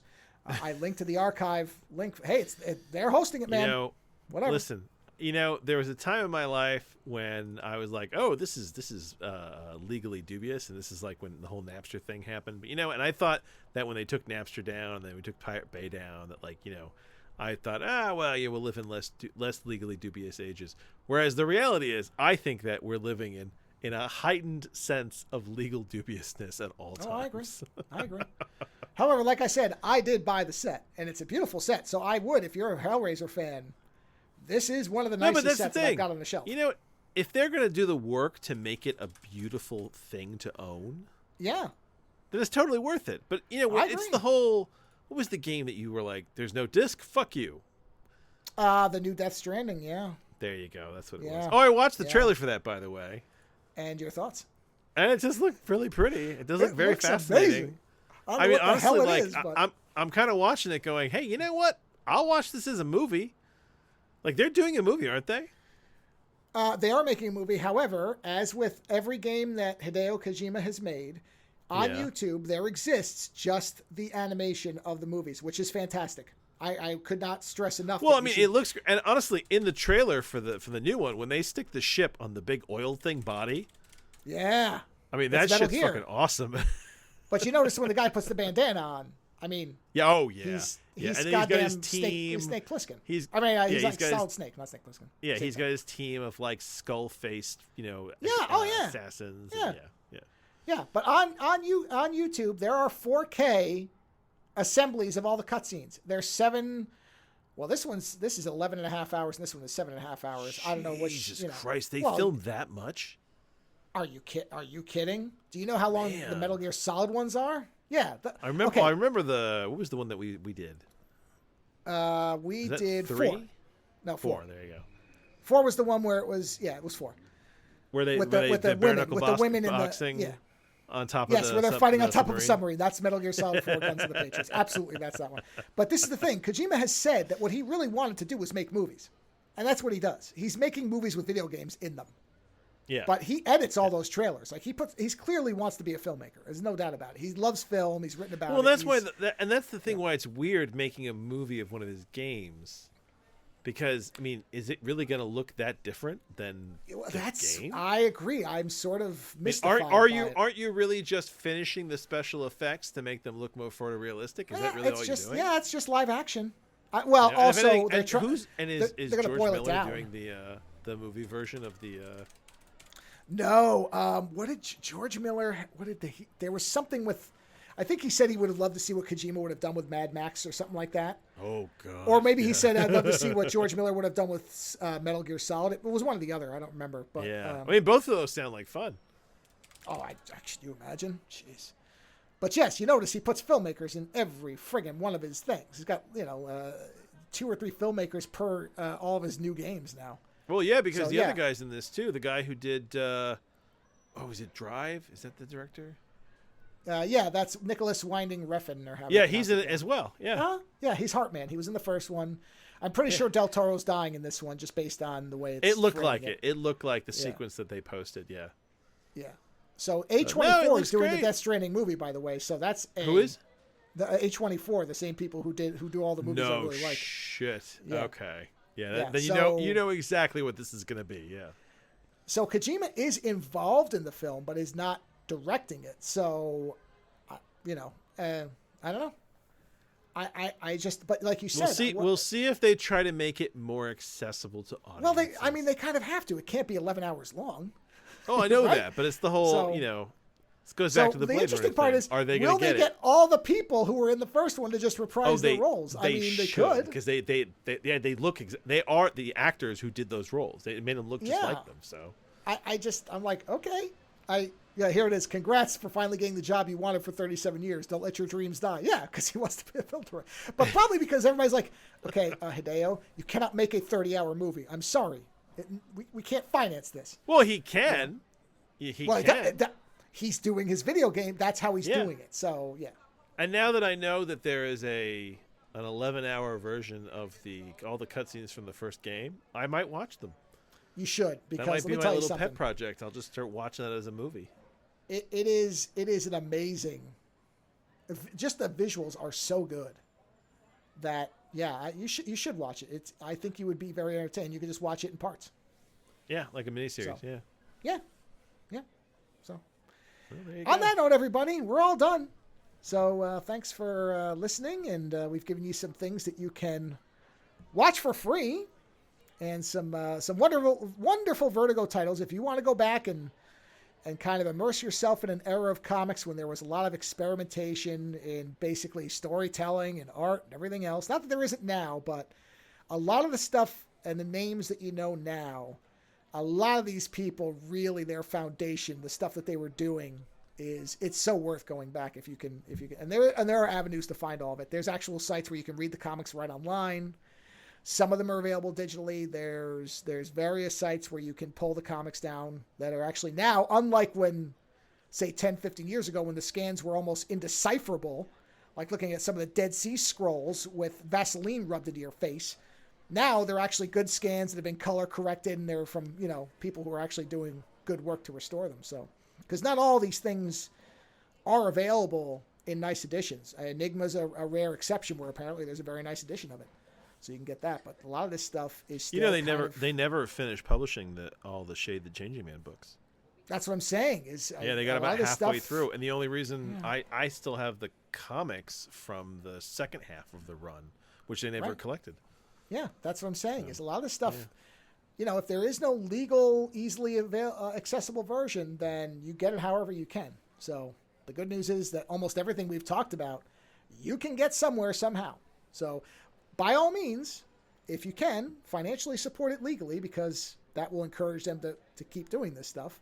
But if there is no way to do that, then you do whatever you got to do. So on that note, thanks for listening. And the commentary will be put up on the Patreon. I am releasing them monthly. So these are not just going to keep coming out every week. Just in case, we don't watch one. I don't want there to suddenly be a gap. So they are going to be monthly. So yes, Zone 414 will be available. If you want the audio-only versions for any of the ones, except for Megalopolis, which is currently only audio-only, just send an email to the show. I'll give you the file. But for now, I'm just going to put the videos up on Patreon, and you can watch them that way and listen to it. So on that note, everybody, have a wonderful weekend, and we'll talk to you again next week. Visit OzoneNightmare.com to subscribe to new episodes, browse through our back catalog, or to find links to support the show. Follow @OzoneNightmare on Twitter for the latest episode postings and other show information. If 280 characters just isn't enough, you can always email us, theozonenightmare@gmail.com. The opening theme for the show is provided by Heartbeat Hero. The closing theme is provided by Ogre. Please visit and support these artists using the links in the show notes for each episode.